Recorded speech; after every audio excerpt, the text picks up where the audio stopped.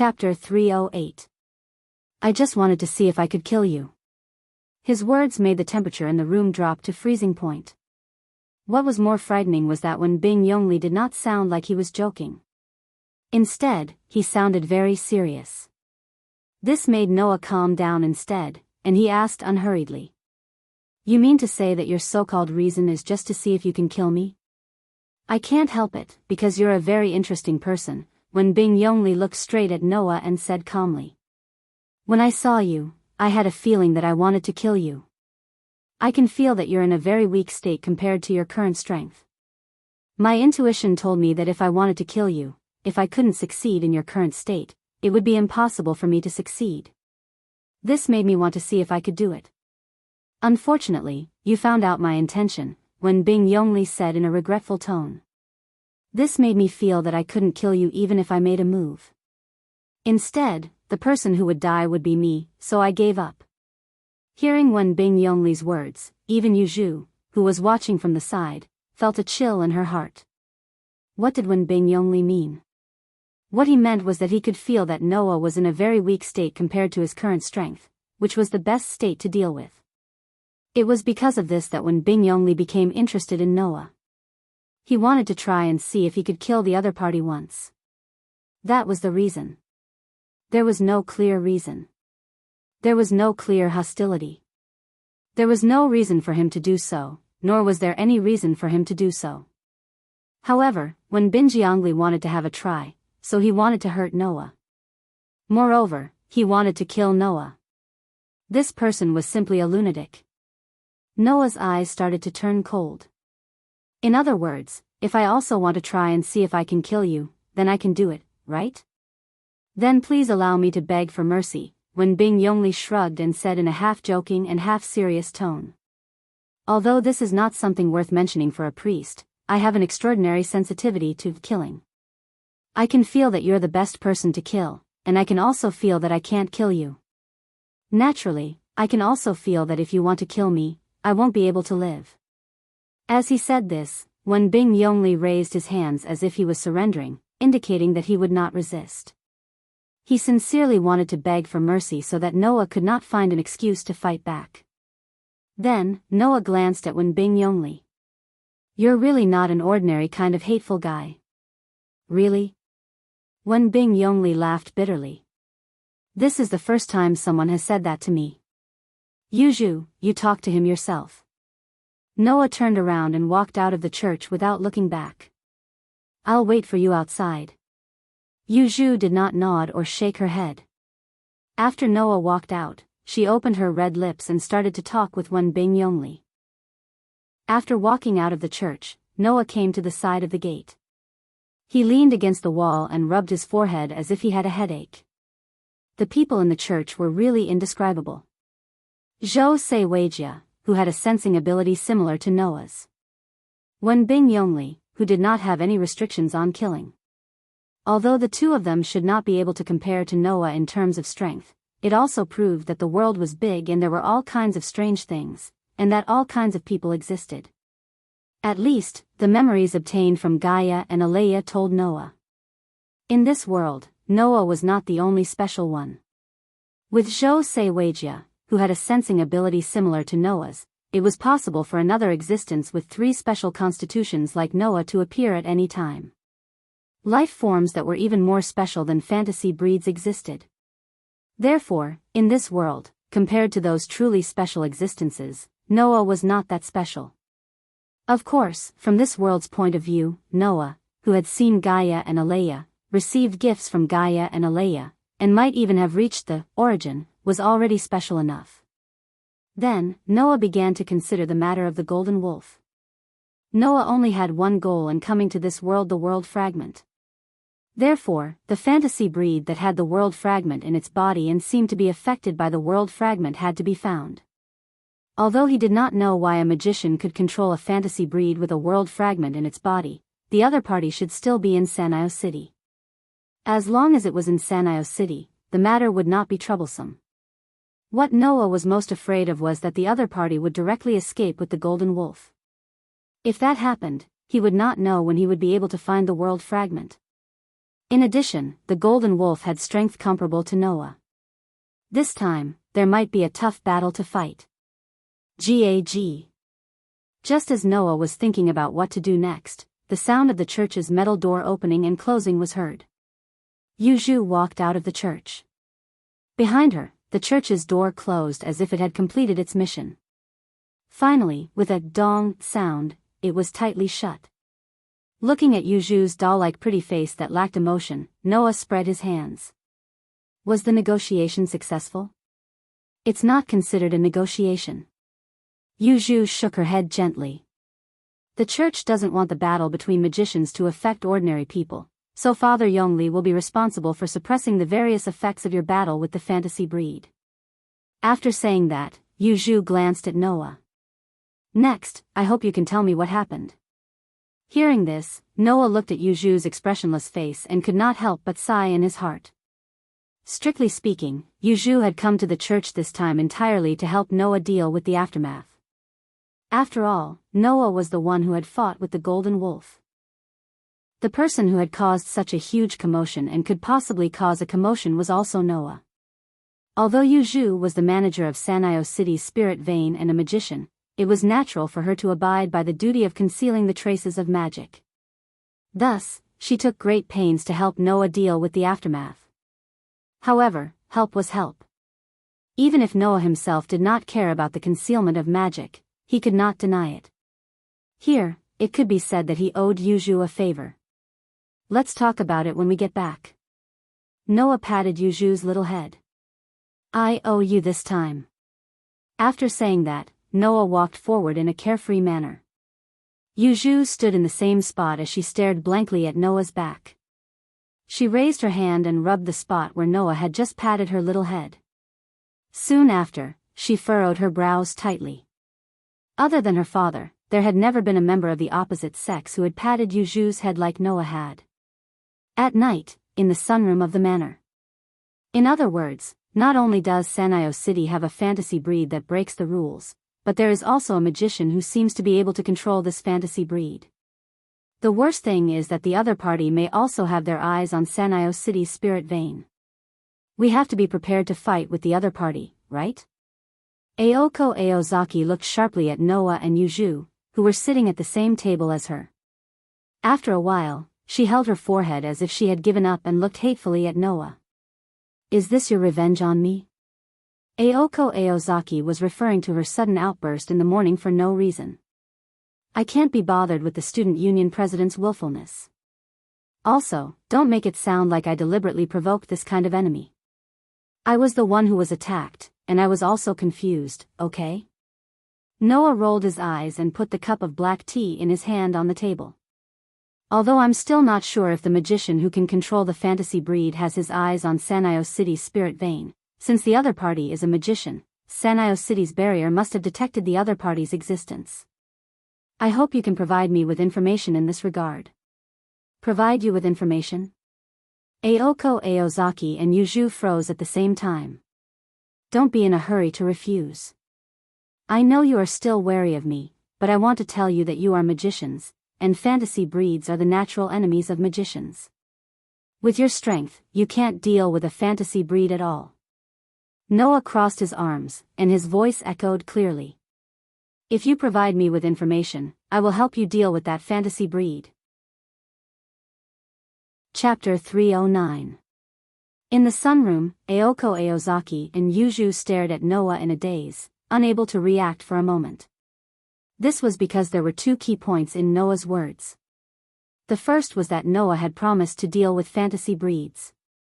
They were fantasy breeds, the ultimate mystery that only existed in fantasy and legends.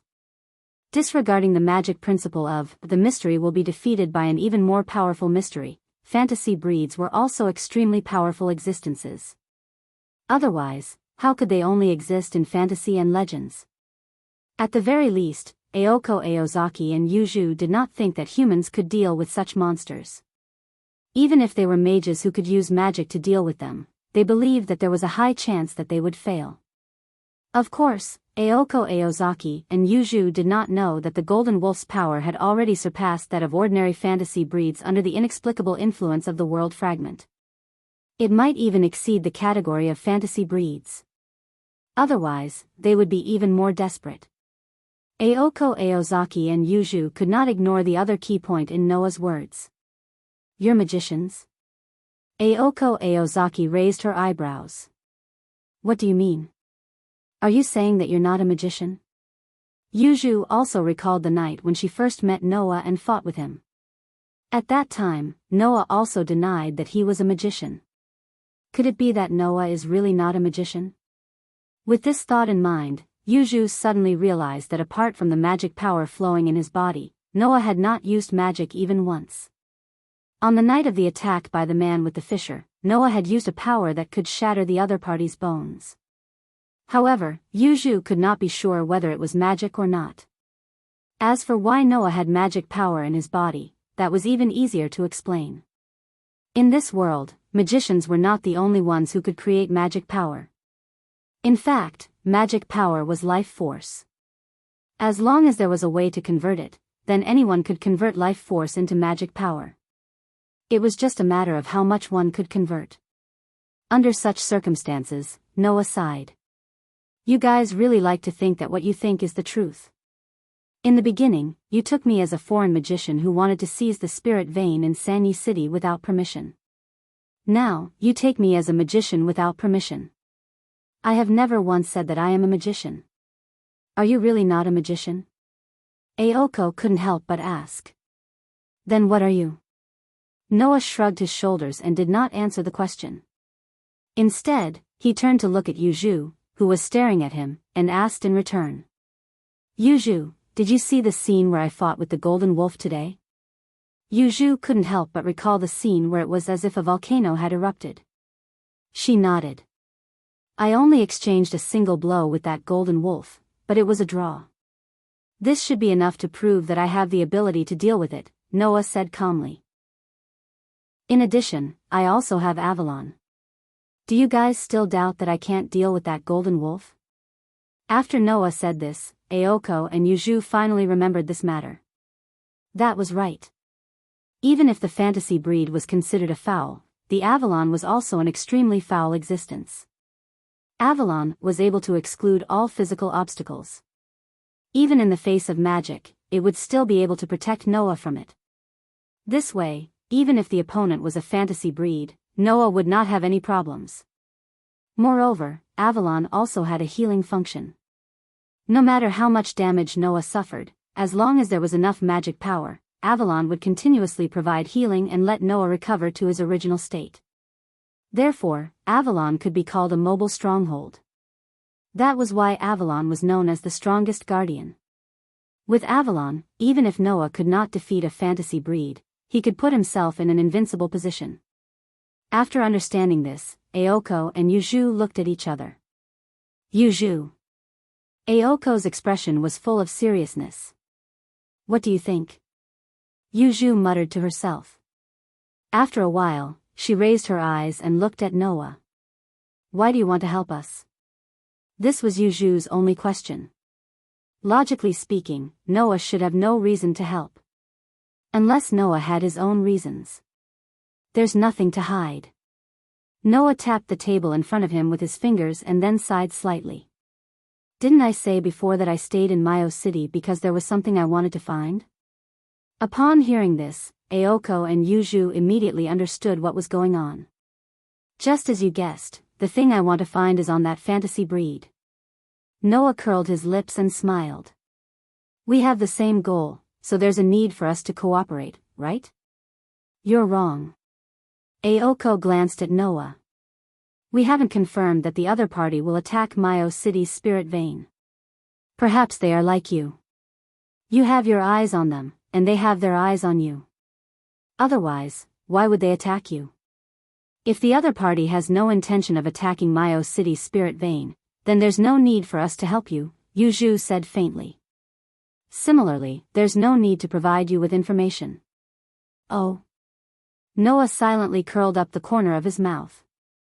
In other words, you'd rather let a fantasy breed and a magician with unknown motives lurk in Myo City and plant dangers that could explode at any time than provide me with information?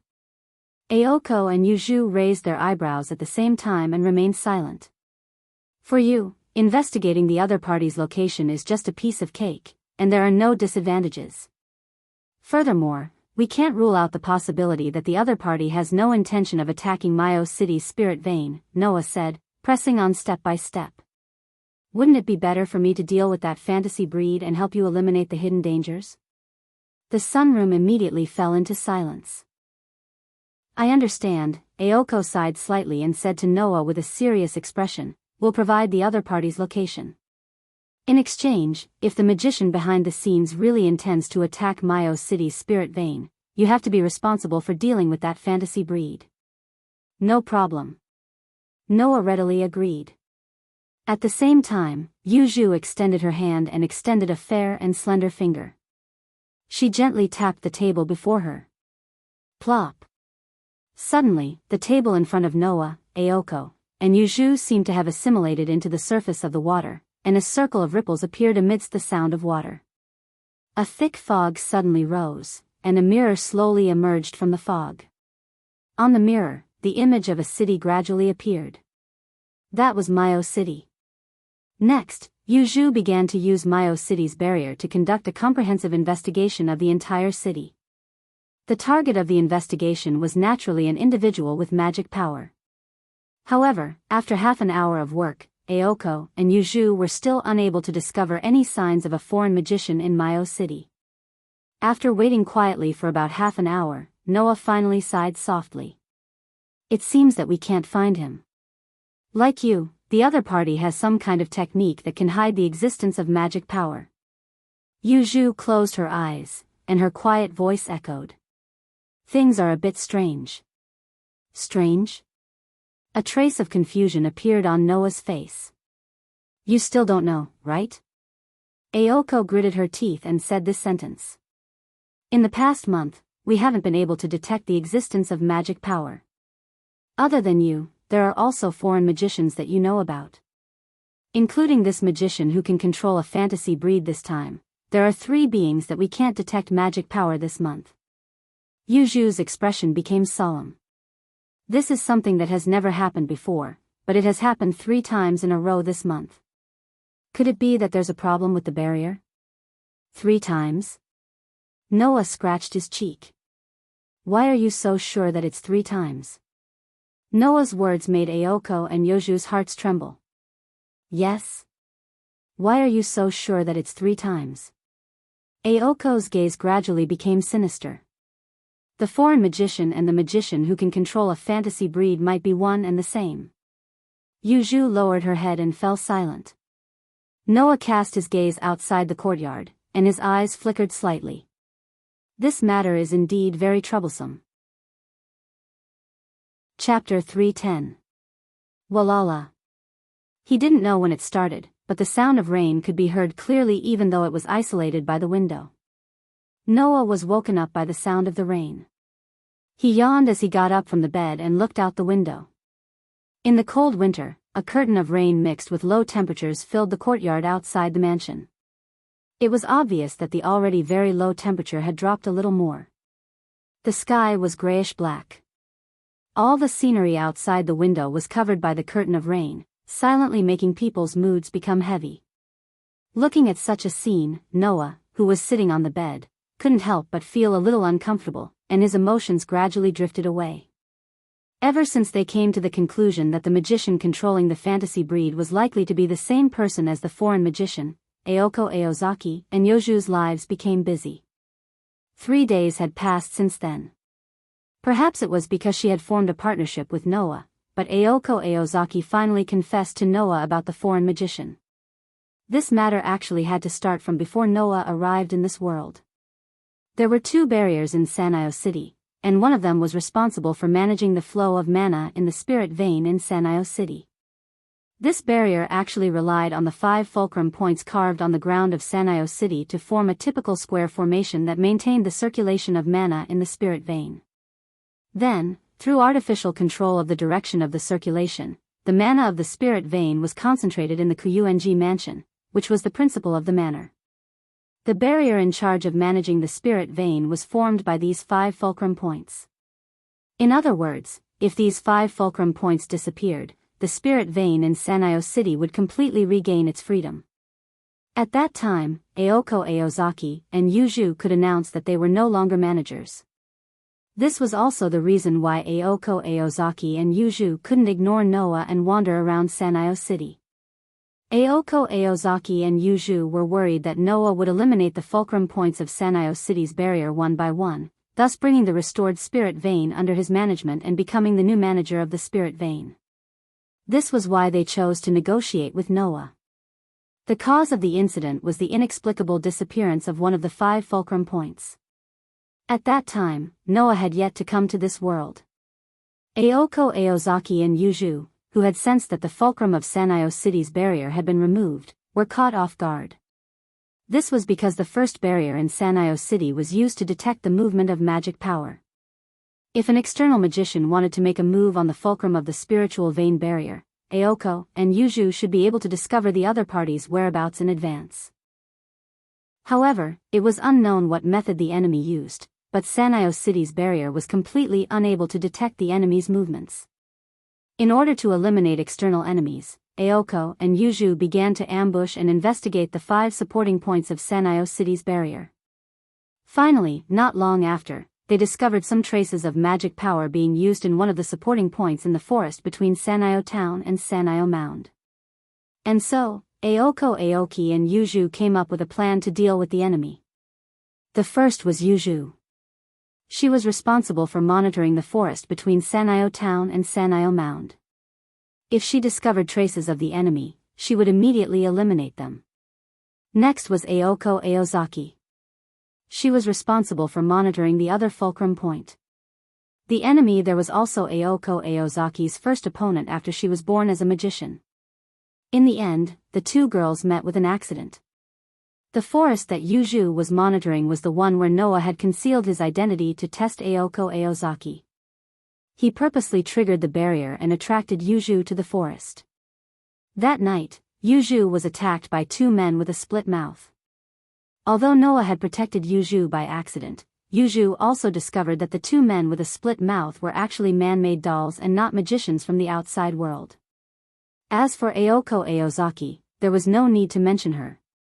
Before she even met an opponent, the dolls that were sent out were kicked back to the garbage collection station by Noah. They did not even have the chance to appear. After that, Noah, Aoko Aozaki and Yuju entered into a cohabitation agreement until now. In other words, there was still no trace of the magician who had sneaked into Sanayo City before Noah's arrival. Moreover, not only did the other party have all kinds of dolls and send them out to harass the enemy, but it was also very likely that he was the magician who could control the fantasy breed that Noah had discovered. In addition, the other party could hide from Sanayo City's detection barrier. It was imaginable how troublesome it was. Because of this, Noah, Aoko Aozaki, and Yuju still signed an agreement. Aoko Aozaki and Yuju would continue to investigate Sanayo City while Noah only needed to wait.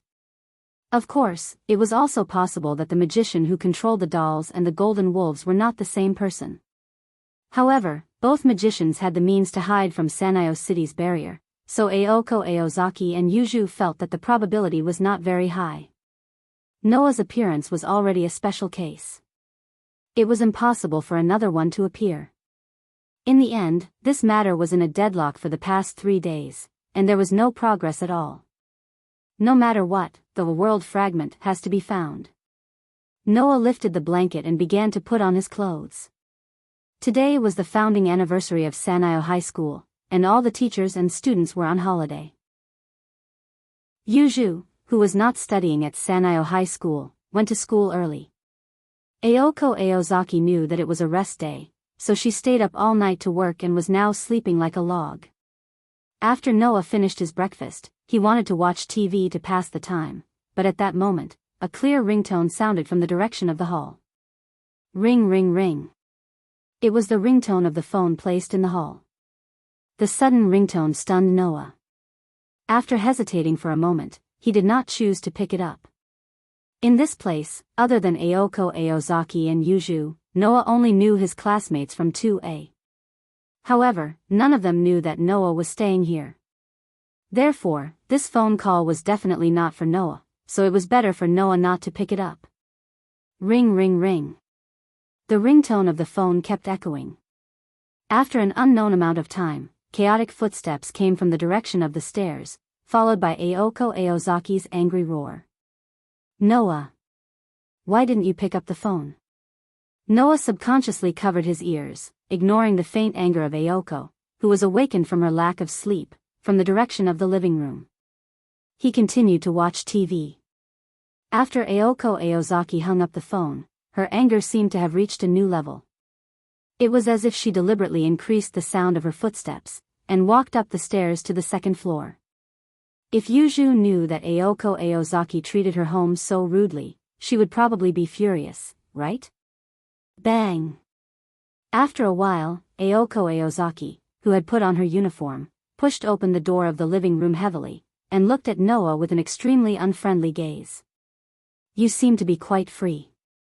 I don't want to be so free. Noah did not even look at Aoko Aozaki's direction, and continued to watch TV. But I don't know how to use the bounded domain in Sanyo City, so I can't detect the enemy, so I can only do this. Aoko Aozaki suddenly clenched her fists, resisting the urge to punch Noah's face, and glared at Noah angrily. Thanks to you, I'll be even busier in the future. After that, Aoko Aozaki slammed the door and left. I'm going to school, you stay at home. Why are you going to school now? Noah was slightly startled, but after a while, he seemed to have thought of something, and his eyes lit up, and he hurriedly shouted outside. President! Can you lend me your study room? As you wish. After leaving this sentence, Aoko Aozaki's voice completely disappeared. Noah, however, was refreshed. He turned off the TV, walked out of the living room, and walked in the direction of the second floor. This was the study room located next to Aoko Aozaki's room.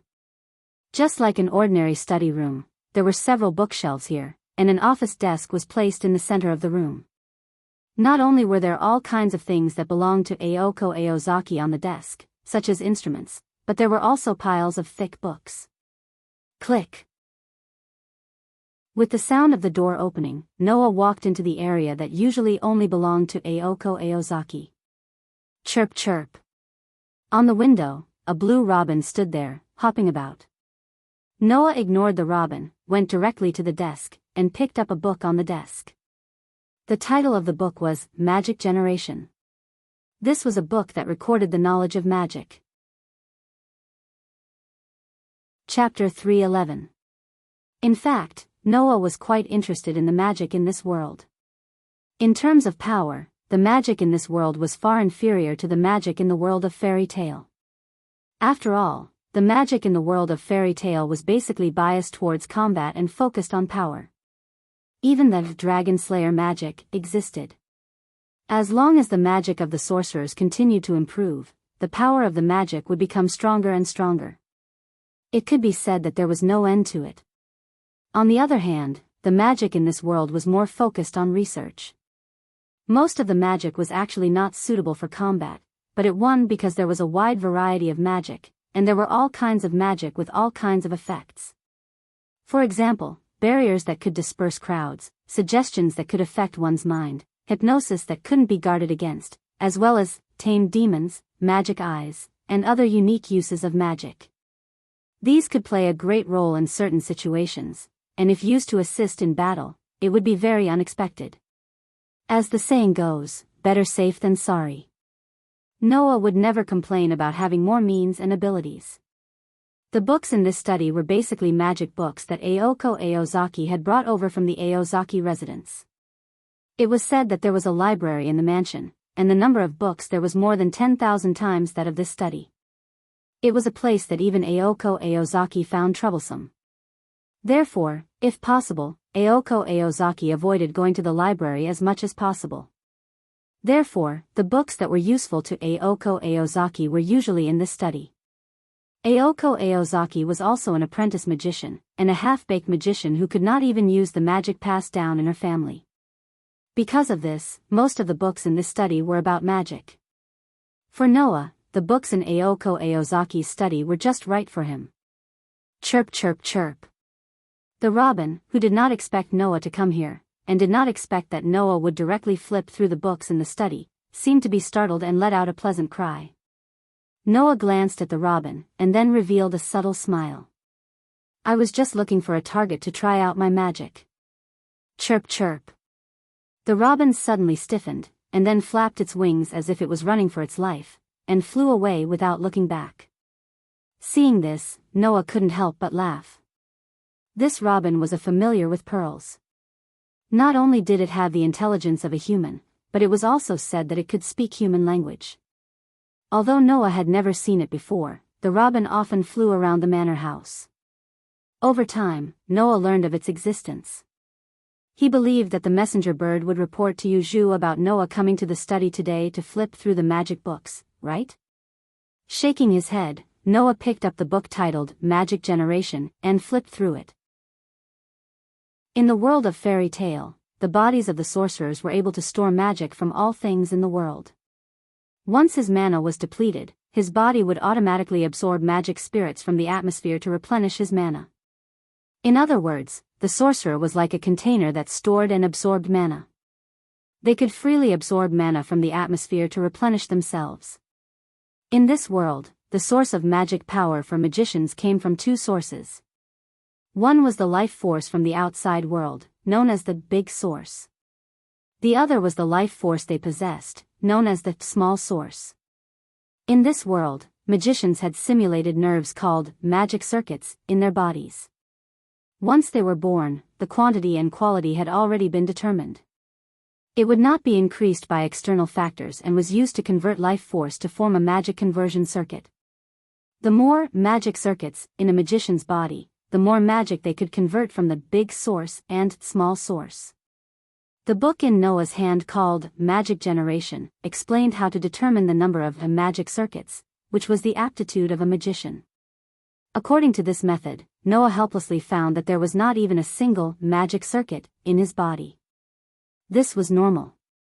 Because Noah did not need to be like the sorcerers in the world of fairy tale to absorb mana from the outside world.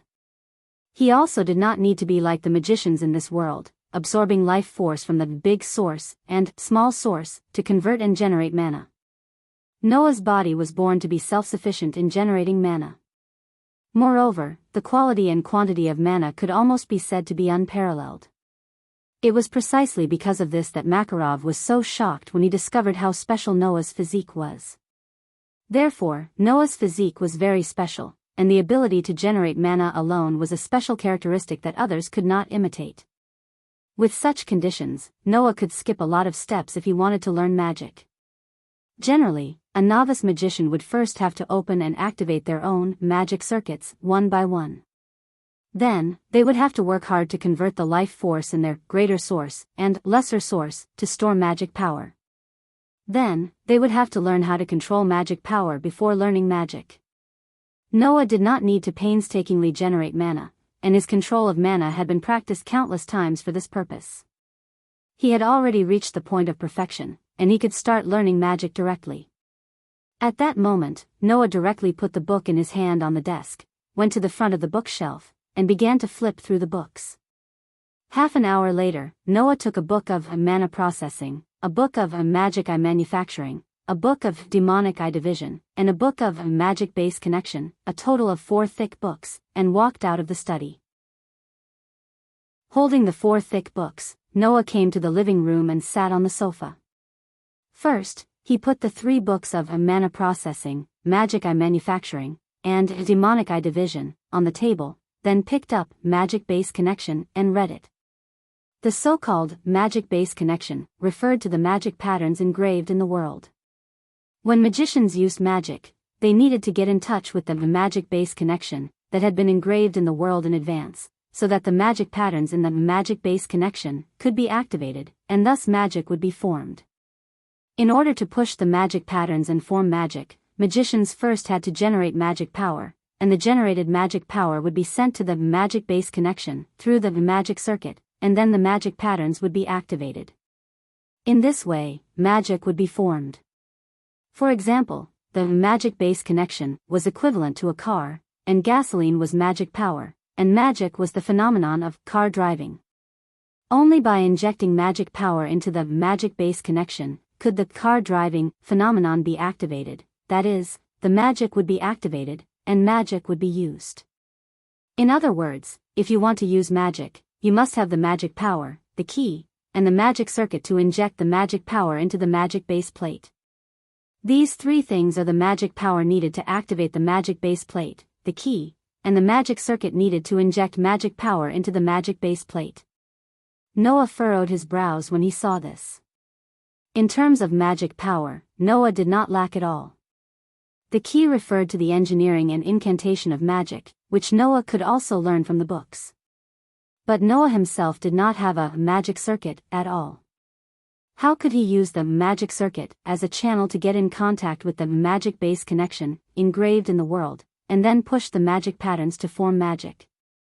Could it be that the path of magic was not possible by himself? Whatever, let's try it first.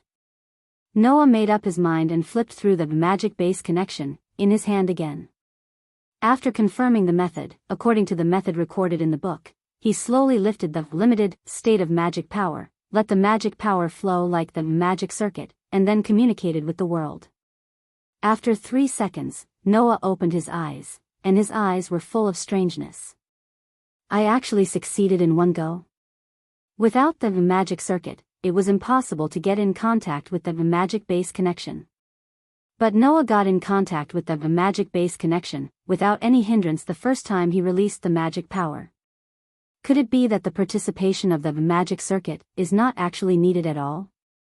Noah did not know that only he could get in contact with the magic base connection like this. Because Noah was the favorite child who was favored by the world, he was an existence that the will of the earth and the will of the human beings regarded as family. Even if Noah did not have the magic circuit, the world would not refuse Noah's contact. So, the world acted as a bridge for Noah, playing the role of the magic circuit, and took the initiative to connect Noah's magic power with the magic base connection of the whole world. This was what it meant to be blessed by the heavens. Chapter 3:12. Walala. The rain was still drizzling in the outside world. The outside of the manor was almost completely covered by the curtain of rain. The withered trees were already soaked. The tender grass that had just grown was dripping with water. The wasteland of the courtyard had absorbed a large amount of water, and it no longer looked as dry as before. Kacha. A clear sound of the door opening was heard. Noah's figure appeared at the entrance of the manor house and came out of the manor house. If it were someone else, they would rather die than be soaked in the rain in such a cold winter, as it would definitely make their bones itch from the cold. However, Noah, who had once trained in the deep mountains and forests for 4 years, didn't care at all. He walked into the cold curtain of rain and walked around in the courtyard. After a while, Noah stopped in front of a rock. Taking a deep breath, Noah slowly raised his hand and pointed his palm in the direction of the rock. Collect. The moment the incantation sounded out, Noah opened his palm in the direction of the rock, and a faint blue light emerged. Wang. The magic that could be seen with the naked eye turned into a faint light that spun around Noah's hand. In a short moment, it covered Noah's entire arm. Immediately, a precise geometric pattern suddenly spun in front of Noah's palm. The edges of the pattern also spun with a few other smaller magic formations, flashing with a dazzling phosphorescence. Cast. The incantation to pull the trigger of the magic spell that had been formed in his hand also reverberated. Bang, bang, bang, bang. The faint blue geometric pattern in front of Noah's palms suddenly spun, and the phosphorescence directly converged on the smaller magic formations at the edges of the pattern. The magic also turned into fist-sized cannonballs, and in the midst of gunshots, they rubbed against the atmosphere and flashed out like flashes of light. The 4 magic bullets carried a heavy force that was enough to shatter a person's skull. Amidst the sharp sound of the air breaking, they heavily landed on the rock not far away. Bam, bam, bam, bam. Immediately, every single magic bullet produced a dull sound of impact and a burst of light smoke on the hard rock. In the end, 4 scorch marks were left on the rock, which were quickly washed away by the rain. Looking at this scene, Noah was slightly disappointed, but he also couldn't help but laugh. Disappointingly, the power of the simple, magic bullet wasn't that great. Even if it contained enough power to shatter a person's skull, it was only an extremely convenient murder weapon for humans. Those who could not help but laugh were self-deprecating after realizing their own disappointment. How long has it been since I started learning magic? This kind of power is already not bad, right? That was the truth. Magic bullet was a very simple magic trick. Rather than calling it magic, it would be better to say that it was simply processing, transforming, and strengthening the pure magic power, turning the magic power into something like a magic power cannonball, and then shooting it out. It was just like making water into a water ball. Even if the inside of the ball was soft, it would still hurt when it hit someone. For such a simple magic trick, Noah could learn it almost immediately, but if he wanted to become proficient, he still needed to practice. Magic bullet was also the first magic trick that Noah learned from mana processing. It was the same magic trick as Aoko. The difference was that Aoko's magic bullet basically didn't need to be activated by herself. She only needed to activate the magic bullet recorded in the magic seal, unlike Noah, who still needed to chant an incantation to activate it. Let's try again. Noah was never lacking in hard work. As a product of mana processing, if he could master the magic bullet, it would also increase his control over magic power. Therefore, Noah would not be stingy with his hard work. Bam, bam, bam, bam. Thus, in the manor house's courtyard, the sound of the magic bullet being shot turned into echoes, constantly reverberating. Bam, bam, bam, bam. The dull sound of the impact was also heard, causing a burst of light smoke and a burnt smell, but it was quickly washed away by the rain. Just like that, time continued to pass. Gradually, the time needed to form the magic bullet was shortened bit by bit, and Noah also became more and more proficient in the simple incantation technique, not as awkward as he was at the beginning. After an unknown amount of time, outside the courtyard's iron fence, a figure slowly appeared. Aoko, who was holding a large red umbrella, had just pushed open the iron fence when she heard the movement in the courtyard. She suspiciously turned her head to look at the source of the sound, and when she saw Noah, who was continuously shooting the magic bullet, her expression immediately turned into one of shock. Magic? But didn't he say that he wasn't a magician? With such a question in her mind, Aoko immediately began to seriously observe Noah. Bam, bam, bam, bam. The bright blue flashes were mixed with the dull sounds, flickering in the air above the courtyard. Bam, bam, bam, bam. Under the curtain of rain, the hard rock still stood there motionlessly, facing the incoming blue flashes and withstanding every heavy blow. Over time, even the rock that was not damaged in the beginning started to crack under the continuous bombardment of the magic bullet.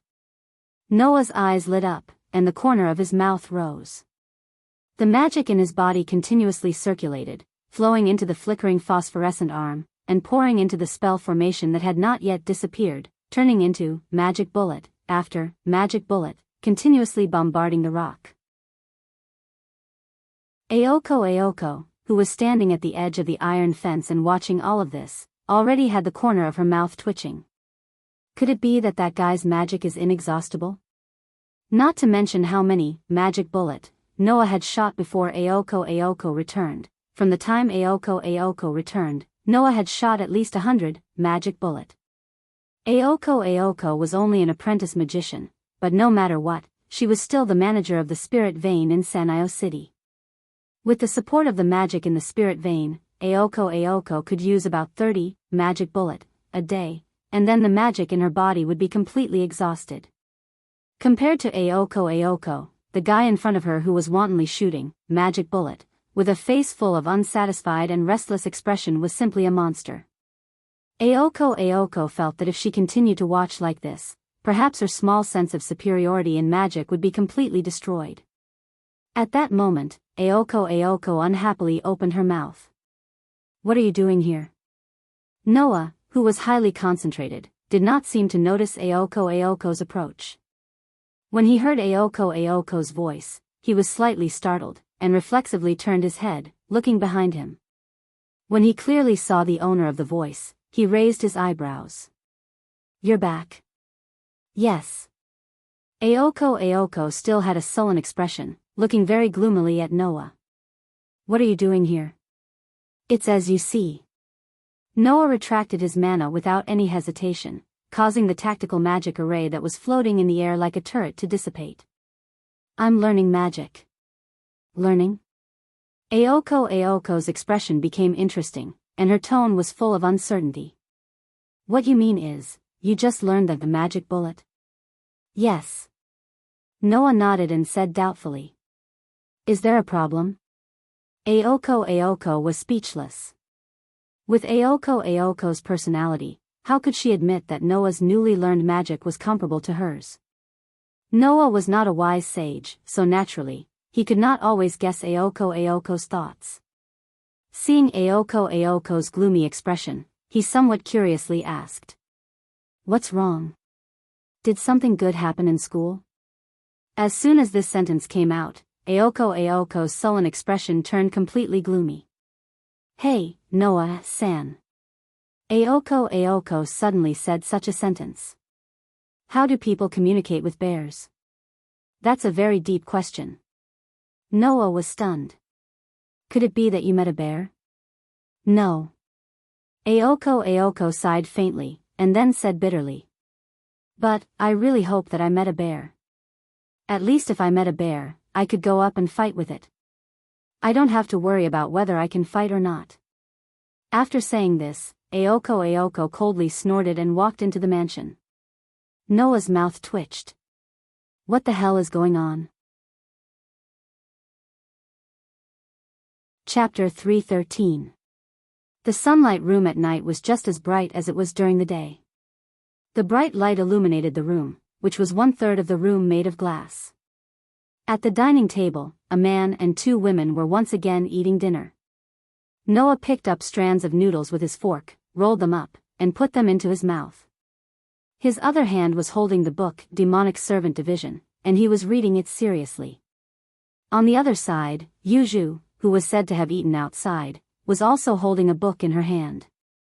However, her mind was obviously not on the book. Sometimes, she would look at Noah who was reading seriously, and sometimes, she would look at Aoko. Her dark eyes were filled with confusion. She wondered why Noah was reading such a book. She also wondered why Aoko was in such a bad mood. At this time, Aoko was seriously dissatisfied because she couldn't order takeout and had to cook. She ate the food she made as if nothing had happened and didn't say a word. Originally, Aoko and Yuju didn't have much in common with each other except for magic. Before Noah lived in the mansion, Aoko Aozaki and Yuju would often be like this. Even if they sat together, they wouldn't say a word for a long time. They were already used to each other's silence. However, today's silence was a bit different. Aoko didn't seem to have anything strange on the surface, but the more she acted like she didn't care, the more emotional she was. Yuju, who had lived with Aoko for about 2 years, could easily see that Aoko was sulking. Moreover, she didn't seem to be angry because she couldn't order takeout. Yuju wasn't a person who cared about other people's feelings. But this time, maybe because there was a third party around, Yuju asked Noah a question, which she rarely did. "Aoko, what's wrong?" "Who knows?" Noah was still looking at his book, rolling his noodles and speaking in an indifferent tone. "I heard that you met an opponent even more difficult to deal with than a bear. I just don't know who it is. Can we not talk about this?" Aoko said gloomily. "I already feel like I'm very unlucky." "Really?" Yoju's gaze lingered on Aoko for a moment before she replied as if it had nothing to do with her. "I just hope you don't affect the lives here." The side here was not referring to the life in the mansion, but the life of a magician. Although he didn't know what happened to Aoko, it seemed to be something that happened when she was active in Sano City as an ordinary person. Magicians were a special group that lived in seclusion in modern times. It could not be said that magicians did not interact with ordinary people, but in order to maintain the concealment principle of magic, magicians would not get too close to ordinary people. After all, once he became intimate with someone, it would increase the chances of his secret being exposed. Yuju didn't object to Aoko going to an ordinary high school, but she seemed to be somewhat dissatisfied with Aoko's emphasis on the life of an ordinary person. Aoko also understood Yoju's meaning, and the anger in her heart suddenly disappeared, and she seemed to have calmed down. I know what you mean. Don't worry, I'll coordinate the lives of both sides. I just lost my cool today because I met that transfer student. Noah finally raised his head from the book in his hand and looked at Aoko in surprise. Transfer student? You mean our school? I don't want to admit it, but unfortunately, our school seems to have been targeted by all kinds of strange transfer students this month. It's already incredible to have one, and now there's another one. It's simply a miracle. Aoko said this sentence as if she was referring to something. The most incredible thing is that this transfer student came from the mountains. He didn't even have any contact with life with electricity before, and he didn't know any common sense in the city. When such a person transferred to our school, even the teachers couldn't do anything about it. I see. Noah smiled thoughtfully. In the end, the teachers couldn't do anything about it, and could only let you, the student council president, deal with this wild child. You tortured our iron and steel student council president until he lost his temper, right? Can you imagine how tiring it is to introduce the school and the classroom to a guy who doesn't even walk through the front door and only chooses to crawl through the windows? Aoko said tiredly. It's already so tiring on the first day. I can't imagine how much trouble that guy will cause in the school. In other words, the student council will become a nanny team for a period of time, specifically looking after that transfer student, right? Noah couldn't help but laugh. This really makes me interested. If I have time, I'll go and meet this transfer student who came from the mountains. Saying such a sentence, Noah once again looked at the book in his hand. It was obvious that he didn't want to talk about the transfer student anymore. Why are you suddenly interested in magic? This time, it was Aoko who was curious, glancing at the book in Noah's hand. This is a book about tamed monsters, right? Don't tell me you want to make a tamed monster. Hearing this, Yuju slightly raised her eyes, as if she was also interested in this topic. I took this from your study. Noah didn't raise his head, reaching out his hand and flipping through the pages. If there's a chance, I'll try to make one. If you really want to make a tamed monster, there's an expert here. Aoko very casually said such a sentence. Don't forget, Yuju is the best at making all kinds of tamed monsters. Noah immediately looked at Yuju, who was also looking at him. When their eyes met, he also remembered Yuju's uniqueness. This was what Aoko, who was busy looking for signs of a foreign magician, casually told Noah when he accidentally mentioned Yuju's magic. According to Aoko, Yuju was different from other magicians. She was a pure-blood witch, and the magic she used was not in the same system as other magic. It was very unique, and only pure-blood witches could use the magic system. Fairy tale monster, Ploy Kickshaw. This was the general name of Yoju's tamed monsters. Yoju's magic was actually a fairy tale themed curse and medicine, and the main fighting force was made up of the fairy tale monster, Ploy Kickshaw. Their prototypes came from the world of fairy tales. They were special cases created based on fairy tales. Unlike other tamed monsters, Yoju's fairy tale monster, Ploy Kickshaw, was quite powerful.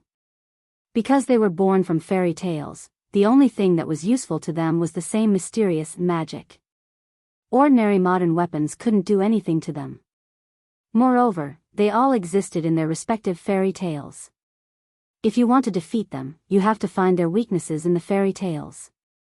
Because of this, Yuju basically used the fairy tale monster, Ploy Kickshaw, as a fighting method. As for Yuju herself, her fighting strength was very low, and it was possible that even Aoko could defeat Yuju. However, if Yuju was given the opportunity to use her tamed monsters, then Yoju's fighting strength would be at the top of all magicians. Noah had already seen Yoju's special tamed monsters many times. For example, diddle diddle, after sinking into the ground, it would strengthen Yoju's magic in the middle of the night. It was the glass cat bell. For example, Gab twins, when Yuju used them to deal with Noah, they were the two verbose pigs. For example, 6 song chocolate, 24 gray starlings that were good at reconnaissance. They were mainly responsible for the surveillance of Sanyo City. Their bodies were chocolate, and if a magician ate it directly, it would have a healing effect. Noah had seen this flock of birds many times. Another example was Thames Troll, which was the personification of London Bridge. It was one of Yoju's strongest tamed monsters, and the giant that Yuju used in the forest was the Thames Troll. Therefore, when it came to how to create and use tamed monsters, Yuju was definitely an expert among experts. Because of this, Noah asked Yuju, "Yuju, what kind of tamed monsters do you think I should create?" Chapter 3:14. Noah originally didn't have high expectations of asking Yuju. After all, Yuju was not only reticent, but also because she was a pure-blooded witch, she abnormally rejected humans and outsiders. The words she spoke to Noah in the manor house usually didn't exceed 5 sentences in a day. In addition, Noah, an outsider, lived in Yuju's most precious manor house because of his own interests. If Yuju was pleasant to Noah, that would be really strange. Therefore, Noah was just trying to ask. Who knew? After Yuju pondered for a while, she responded to Noah. "What kind of a familiar do you want to make?" Noah looked at Yuju with some surprise, as if he didn't quite believe that Yuju really intended to ask him about the matter of making a familiar. This made Yuju frown and coldly look at Noah. "If you don't want to say it, then forget it."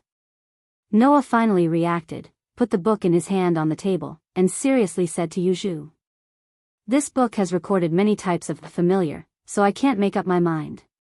The original intention of magicians to make familiar was to give all the trivial things, such as daily life, the collection of research materials, and so on, to an absolutely obedient assistant to do, so that the magician could concentrate on the research of magic. The simplest way to make a familiar was to make a part of the magician's body, such as hair, skin, and so on, and then make it into a familiar, or to transform other dead creatures, such as cats, dogs, and so on, into a familiar. In this way, the familiar created by magicians would be given a part of the magician's abilities. The way to make a familiar was something that every magician knew, the only question was what type of familiar to make. For example, if you want a familiar to manage daily life, then you have to give that a familiar part of the abilities to focus on wisdom and endurance. For example, if you want a familiar to collect research materials, then you have to give that a familiar part of the abilities to focus on detection and identification. If you want a familiar to assist in battle, then there are more things to consider. This was also the main reason why Noah couldn't make up his mind. To be honest, if possible, Noah would of course want to be like Yuju and create a familiar that was much stronger than himself, but this was somewhat unrealistic. A familiar with pearls was a special product that could only be created by a witch. Furthermore, some of the powerful tamed demons in Yuju's hands were not made by Yuju himself. They were made by Yuju's mother, or even by the witch before Yuju's mother. Although a familiar would not be stronger than its master, that was only relative. Just like Yuju, the tamed demons she created were not as strong as herself, but Yuju's mother must have been much stronger than Yuju. Even if the tamed demons she created were weaker than herself, they would still be stronger than Yuju. Not to mention the tamed demons that were passed down from the ancient witch to the present day. This kind of tamed demon that was created by the previous master and passed to another master to have a stronger power than the current master was not a strange thing. Moreover, if the target of the tamed demon originally had a strong power, then it was possible that the tamed demon was stronger than the master. Just like Noah, if he made a creature stronger than himself into a tamed demon, then the tamed demon's power would naturally be stronger than Noah's. Noah wanted to learn the method of creating a tamed demon because of this. Noah's idea was to first learn this method, so that when he obtained some powerful creature's corpses in the future, he could directly make them into tamed demons, which would definitely be of great help to him. Therefore, although a lot of magic was not suitable for battle, but there were all kinds of strange effects. If used well, the effect would be absolutely unimaginable. You want to create a tamed demon that is stronger than yourself, right? Yuzhu seemed to have seen through Noah's idea, but still gave such a sentence. I don't recommend you do that.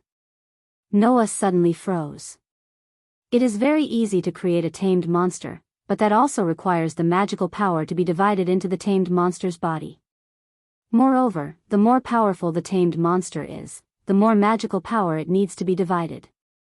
Yuzhu's words woke everyone up from their dreams. If you intend to create a tamed demon that is stronger than yourself, then you must divide most of the magic power to the tamed demon, which will greatly reduce your level, so I don't recommend you to do that. Being said so by Yuzhu, Noah woke up. That's right. The method of creating a tamed demon was indeed very easy. But does this mean that magicians can create tamed demons at will? Of course, that was impossible. Otherwise, even if the tamed demon was weak, magicians could still create a large number of tamed demons to form an army of tamed demons to fight against the enemy, winning with numbers. In that case, who could say that the tamed demon was weaker than the master? In that case, would magicians still need to fight by themselves? Wouldn't it be fine to just leave it all to the tamed demon? The reason why they didn't do that was because creating a tamed demon required the magic power to be divided. This part of the magic power was equivalent to being lost forever, and there was no possibility of it being used by the magician himself. If it was to create a weak tamed demon, then the magic power that was divided was not much, and the level of the magician would not decrease by much.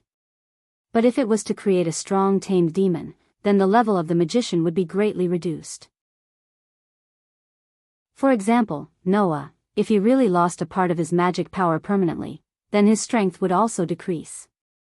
Unless the tamed demon was really strong, otherwise, magicians generally would not make such a choice. So, Yuzhu, are you suggesting that I don't wait until there is a strong creature's body to create a tamed demon? Noah nodded in relief. In that case, what kind of tamed demon is best to create? It depends on where you are lacking. Yuzhu said so. The tamed demon that you create should be able to make up for some of your own weaknesses, then it would be worth creating. Yuzhu's words were very few, but every sentence woke Noah up. It was indeed so. Even if the tamed demon was weaker than the magician himself, if he could make up for his own weaknesses, then the effect of the tamed demon in battle would simply be extraordinary. Yuzhu was indeed a witch who was good at tamed demons, making Noah's understanding of magic enter a new level. No matter how weak the magic was, as long as it could be used, then it would be strong. What kind of cat was the best? It was not a cat with a strong body, nor was it a cat with a gorgeous appearance, but a cat that could catch mice. The expression in Noah's eyes became brighter and brighter. After Yuzhu's reminder, Noah recalled the magic that he accidentally saw in the morning. That magic, at the beginning, was filtered out by Noah, but now that he thought about it, if that magic was learned, it would definitely make Noah's strength rise to another level. Ha ha ha ha. Thinking of this, Noah couldn't help but laugh out loud, stood up, and ran outside while shouting loudly. Thank you. Yuzhu. I love you to death. Saying such a sentence, Noah ran into the living room and disappeared in front of the living room's door. Aoko and Yuzhu had long been stunned by Noah's last sentence. After a long while, Aoko's eyes appeared like a kitten's mischievous light. With a sweet smile, she looked at Yuzhu. Congratulations, Yuzhu. Yuzhu didn't even look at Aoko, slightly lowered her head, raised the book in her hand, and looked at it expressionlessly, as if nothing had happened. Only Aoko knew that for her to use the book to cover nearly half of her face, needless to say, Yuzhu must be shy. Obviously, Noah's words that burst out in joy were not harmless. On the other side, Noah went directly to the second floor, quickly walked to Aoko's study, opened the door, and went to the bookshelf that was neatly arranged with magic books, and quickly flipped through them. At a certain moment, Noah stopped the movement of his hands, the corner of his mouth slowly raised, and he pulled out a book from the bookshelf. The title of the book, Enhance. This was the magic book that Noah directly ignored in the morning, but now he was pleasantly surprised. Sure enough, no matter how small, insignificant, and weak, existence is the absolute truth, and existence has value. After that, Noah flipped through the book in his hand, immersing himself in the world of the book. Chapter 3:15. The next day, Sanyi City's sky finally welcomed light once again. It was not as gloomy as yesterday, and it was no longer raining that made people feel depressed. Walking on the asphalt road to Mayo High School, Noah held a book in his hand and kept flipping through it. Looking at his appearance, he had long been immersed in the world of books. Next to Noah, Aoko Aozaki was also there. Although Noah and Aoko lived together and went to the same high school, they did not agree to go to school together. In the end, the two lived together because of interests. They could not even be called friends. They could only be called business partners. Naturally, their relationship was not good enough for them to go to school together. Today, they went to school together because Noah and Aoko happened to go out together at the same time. Since the destination was the same and the journey was the same, it was normal for the two of them to travel together. Because there was no need to deliberately separate, right? Aoko Aochi was not the kind of person who would be hesitant about trivial matters. Noah would not stick to this kind of small matter, so he went with the flow. This kind of relationship where they went to school together but did not even speak a word to each other. If it was an ordinary person, it would be awkward to stay together and they would want to run away. Aoko, on the other hand, seemed to be no different from usual. Her expression was still as calm as ever. After all, Yuju was a taciturn person. Aoko Aochi had long been used to the people around her being silent. As for Noah, his mind was not on the outside at all. Instead, it was on the book in his hand. Gradually, more and more students appeared on the road to Mayo High School. When these students saw Noah and Aoko walking together, many of them looked at each other and started to talk. Isn't that the student president? That's the rumored transfer student, right? Why are they walking together? I heard that the student president has been inviting the transfer student on a date recently. Did they end up together? Why did I hear that the transfer student has been pestering the student president? Impossible, that's impossible. That's the student president. Don't tell me you don't know the consequences of pestering her. It seems that the student council president is wooing a transfer student. Yes. That's right. Aoko's eyes began to twitch as she listened to the discussions coming from all directions. Her eyes suddenly became incomparably ferocious as she fiercely swept her gaze around, causing the surrounding students to turn pale with fright. They shut their mouths and instantly scattered like birds and beasts. Aoko clutched her head in pain, but when she saw Noah, who was still calmly reading his book, her brows furrowed. Why are you suddenly interested in magic? Isn't it good to have one more method? Noah immediately answered Aoko's question. Although he didn't raise his head, it proved that he had been paying attention to his surroundings and wasn't really paying attention to the book. Moreover, there are some magic tricks that would be of great help to me. Is that so? Aoko was still frowning.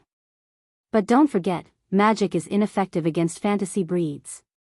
Who told you that my opponent must be a fantasy breed? Noah's voice became a half-smile. Don't tell me you think that I'm going to live in seclusion in the mountains and never fight again after fighting with that fantasy breed? With that said, Noah's voice changed from a half-smile to a meaningful one. Besides, it's not like all magic spells can't be used in a battle with fantasy breeds. Aoko was startled when she heard this. Just as she was about to continue pursuing, she recalled that this wasn't something she could ask in her current position. Her brows slowly relaxed as she casually replied.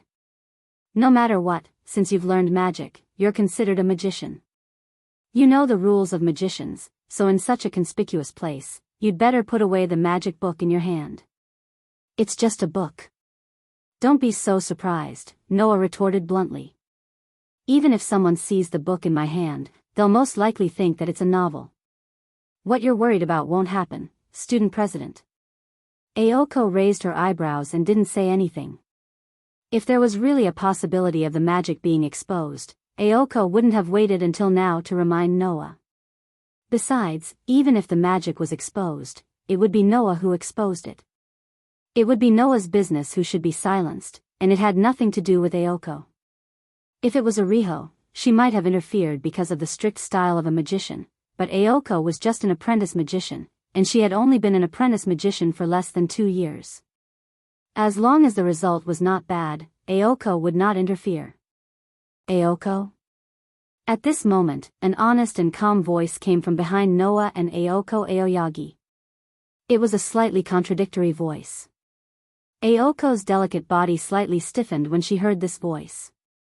Her expression that had just returned to normal instantly became fierce and sullen. It was as if she had met the god of pestilence. She secretly sighed at her own bad luck. Noah noticed that Aoko's expression was a little stiff, so he turned around in confusion and looked behind him. What entered Noah's eyes was a student wearing a boy's uniform. His age was similar to Noah and Aoko, but his appearance was somewhat ordinary.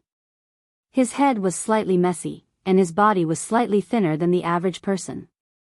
No matter how you looked at him, you couldn't see anything special about him. However, such a boy made Aoko's body stiffen, and at the same time, it also made Noah squint his eyes. A trace of surprise flashed through his eyes. Because of his boundless and powerful magic, almost 70% of Noah's strength was in the aspect of magic. The remaining 30%, except for Blaze, was all in the aspect of his body and combat awareness. Noah, who had tempered his strength thousands of times, could easily see that this ordinary boy in front of him was not ordinary. His seemingly low presence was actually just a layer of natural camouflage. Even though the other party was wearing a uniform and looked thin, as a combat expert, Noah instantly discovered that the body hidden under the other party's clothes was also a body that had been tempered thousands of times. There was not a trace of excess standing posture. Hidden under his confused eyes, there was a bright light. The trace of a powerful aura that was covered by the low presence. And the unnatural feeling of a relaxed body that was ready to tense up at any time. This ordinary-looking boy in front of him was definitely a combat expert like Noah, possessing good combat skills and combat awareness. All of a sudden, Noah's interest was piqued. In contrast to Noah, Aoko's face was full of discomfort as if she had swallowed a fly. But soon, Aoko realized that her emotions were inexplicably affected. Aoko originally did not like the feeling of her emotions being disturbed.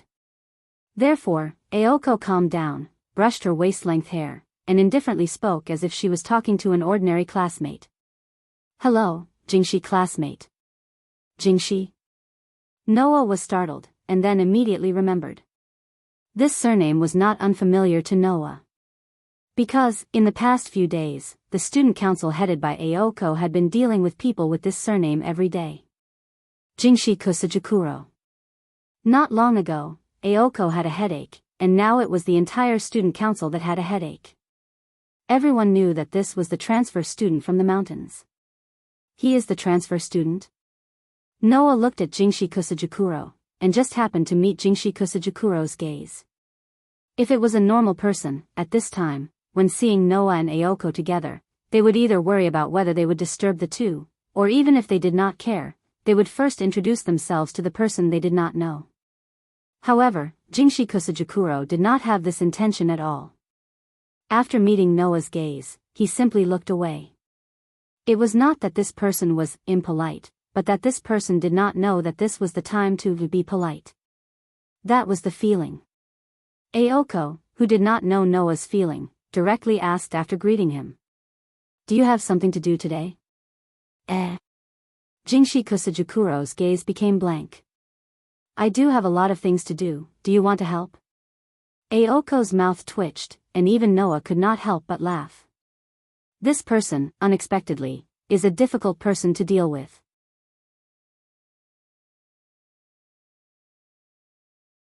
Chapter 316. Noah, who was quietly observing Aoko and Shizuka Kusajuro, gradually found that this wild child called Shizuka Kusajuro really didn't know anything. He knew that there were many differences between the city and the mountains, but he didn't know what these differences meant. He knew that he had to follow the rules of the city, such as waiting for the green light to cross the road, buying things to pay, but he didn't know why these rules existed. Moreover, Shizuka Kusajuro wasn't stupid, but his thinking couldn't keep up with the speed of others. To put it simply, Shizuka Kusajuro focused more on using his body than his brain. It was that simple. Just like Naz, Shizuka Kusajuro basically used his body to remember things, not his brain. In other words, this was a person who focused more on experience than knowledge. If he understood this point, it wouldn't be difficult to deal with Shizuka Kusajuro. For example, writing, as long as he actually wrote it to Shizuka Kusajuro, it would be more effective than telling him stroke by stroke. This person simply didn't know how to beat around the bush. This made Ayoko put on an unhappy expression in front of Shizuka Kusajuro, but Shizuka Kusajuro was still able to respond with a smile, making Ayoko's patience gradually wear out. Seeing that Ayoko seemed to be faintly holding back her anger, Noah shrugged and suddenly spoke. Shizuka classmate, have you practiced martial arts before? When these words came out, not only Ayoko was stunned, even Shizuka Kusajuro was stunned and looked at Noah. Without asking who Noah was, and without the intention to introduce himself, Shizuka Kusajuro asked with a puzzled face. Martial arts? It's fighting skills. Noah patiently explained. You should understand, right? Shizuka Kusajuro was a little surprised, but in the blink of an eye, he looked at Noah with surprise. How do you know? Ayoko suddenly understood that Noah's words were true, and the way she looked at Shizuka Kusajuro instantly changed. If in the past, Ayoko looked at Shizuka Kusajuro like she was looking at a walking trouble, then she was looking at an opponent now. After appearing in Sanyo City, Noah had transferred to Sanyo High School and caught Ayoko off guard. Ayoko had reason to be suspicious now. She suspected that Shizuka Kusajuro was the foreign magician who had been hiding in Sanyo. Only Noah could see that Shizuka Kusajuro's a foreign magician. Perhaps the traces and the aura could be hidden, but once it was exposed, a person's, no matter how hard they couldn't hide it, it was impossible to hide it. That day, Noah had already remembered the aura of the magician who had controlled the fantasy breed behind the scenes. Shizuka Kusajuro didn't have that person naturally, the two of them were completely different people. After a Juro who silently, a Juro who? S and a hoot no. After a while. In T and T, the same kind of people? Shizuka Kusajuro was even more puzzled. With his brain, he couldn't understand the meaning behind Noah's words. Let's put it this way. Noah smiled helplessly. I'm the same as you. To hone my skills, I once lived in the mountains. Shizuka Kusajuro was shocked. Then, he looked at Noah with surprise as if he had finally found a companion.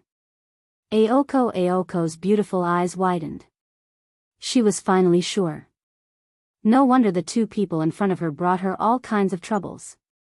They were the same kind of people. Hey, Shizuka. Noah's eyes flashed with a delicate expression. Why don't we compete? Why?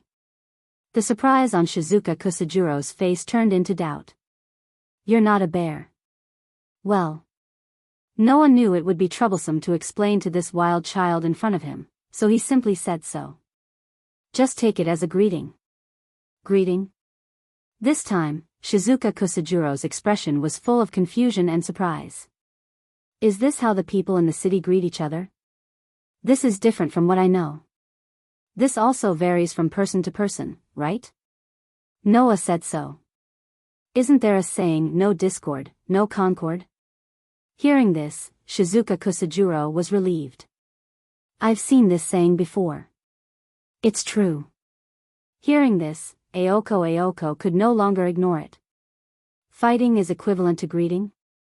If this transfer student from the mountains really forms such a concept, then in the future, when he greets others in school, he won't just come up with a punch, right? Then wouldn't the student council become Shizuka Kusajuro's support group? Don't give me any more trouble. You guys. Ayoko squeezed in between Noah and Shizuka Kusajuro, and roared at Noah's direction. Don't tell me you don't have enough trouble now. A roar directly stunned Shizuka Kusajuro, who wasn't very smart. Ignoring the stunned Shizuka Kusajuro, Aoko aggressively said to Shizuka Kusajuro. Don't take this guy's words seriously, unless you don't want to live in this city, do you understand? It was unknown whether Shizuka Kusajuro understood Aoko's meaning, but he very straightforwardly nodded and said such a sentence. Since Aoko said it, then it should be true. Looking at Shizuka Kusajuro, who showed a sincere smile as if Aoko treated him so well, even Aoko was embarrassed and turned her face away. At the same time, it also amused Noah. This Shizuka Kusajuro was really interesting. In the following period of time, Noah basically ignored the boring lullaby class. Every day, he would bring a magic book from Aoko's study room and absorb all the magic knowledge and theory like a sponge. Noah originally had an extraordinary memory and understanding ability. In the 1 year in the world of The Black Bullet, Noah relied on his extraordinary memory and understanding ability to learn all the languages in the world. He also conveniently finished all the courses up to the university level. He even had time to learn hacking and piano. It was not hard to imagine how high Noah's memory and understanding ability were. Therefore, in a week's time, Noah memorized all the magic books in Aoko's study room. Of course, memorizing was one thing, but wanting to use the magic recorded in the books was another matter. Magic was not something that could be used just by memorizing, the most important thing was to learn and practice. And in this 1 week's time, Noah only learned 3 magic tricks. One was Magic Bullet. The other was Strengthen. The other was Runa.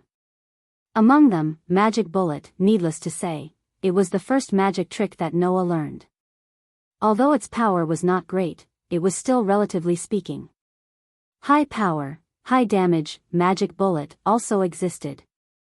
Of course, at that level, instead of calling it Magic Bullet, it was better to call it Magic Missile or Magic Cannon. As for Strengthen and Runa, they were the magic that Noah paid special attention to, and he was very serious in learning them. Compared to Magic Bullet, these 2 magic tricks were the most obvious in increasing Noah's strength. The so-called Strengthen magic was the same as its name, it was a magic trick that focused on strengthening various things. To be more precise, it should be said that it was strengthening. If it was used on a knife, it could make the knife sharper. If it was used on a stone, it could make the stone harder. If it was used on a light bulb, it could make the light bulb brighter. If it was used on a fan, it could make the wind cooler. In this way, if it was used on one's fists would become heavier. If it was used on one's feet, one's speed and endurance would also increase. If it was used on one's body's defense would increase significantly. For Noah, this magic trick was extremely useful. As long as a large amount of magic was used, Noah's strength in all aspects would increase in a straight line. Therefore, although Noah did not pay attention to it at first, after being reminded by Yuju, he immediately thought of it. As for Runa, if it was used well, it could also be a super powerful magic trick. Therefore, regarding Strengthen and Runa, Noah attached great importance to it, and whenever he had time, he would immerse himself in learning these 2 magic tricks. And on this night, a week later, when Noah and Aoko returned to the mansion after school, Yuju, who came down from upstairs, directly gave these words. Get ready, we have work to do tonight.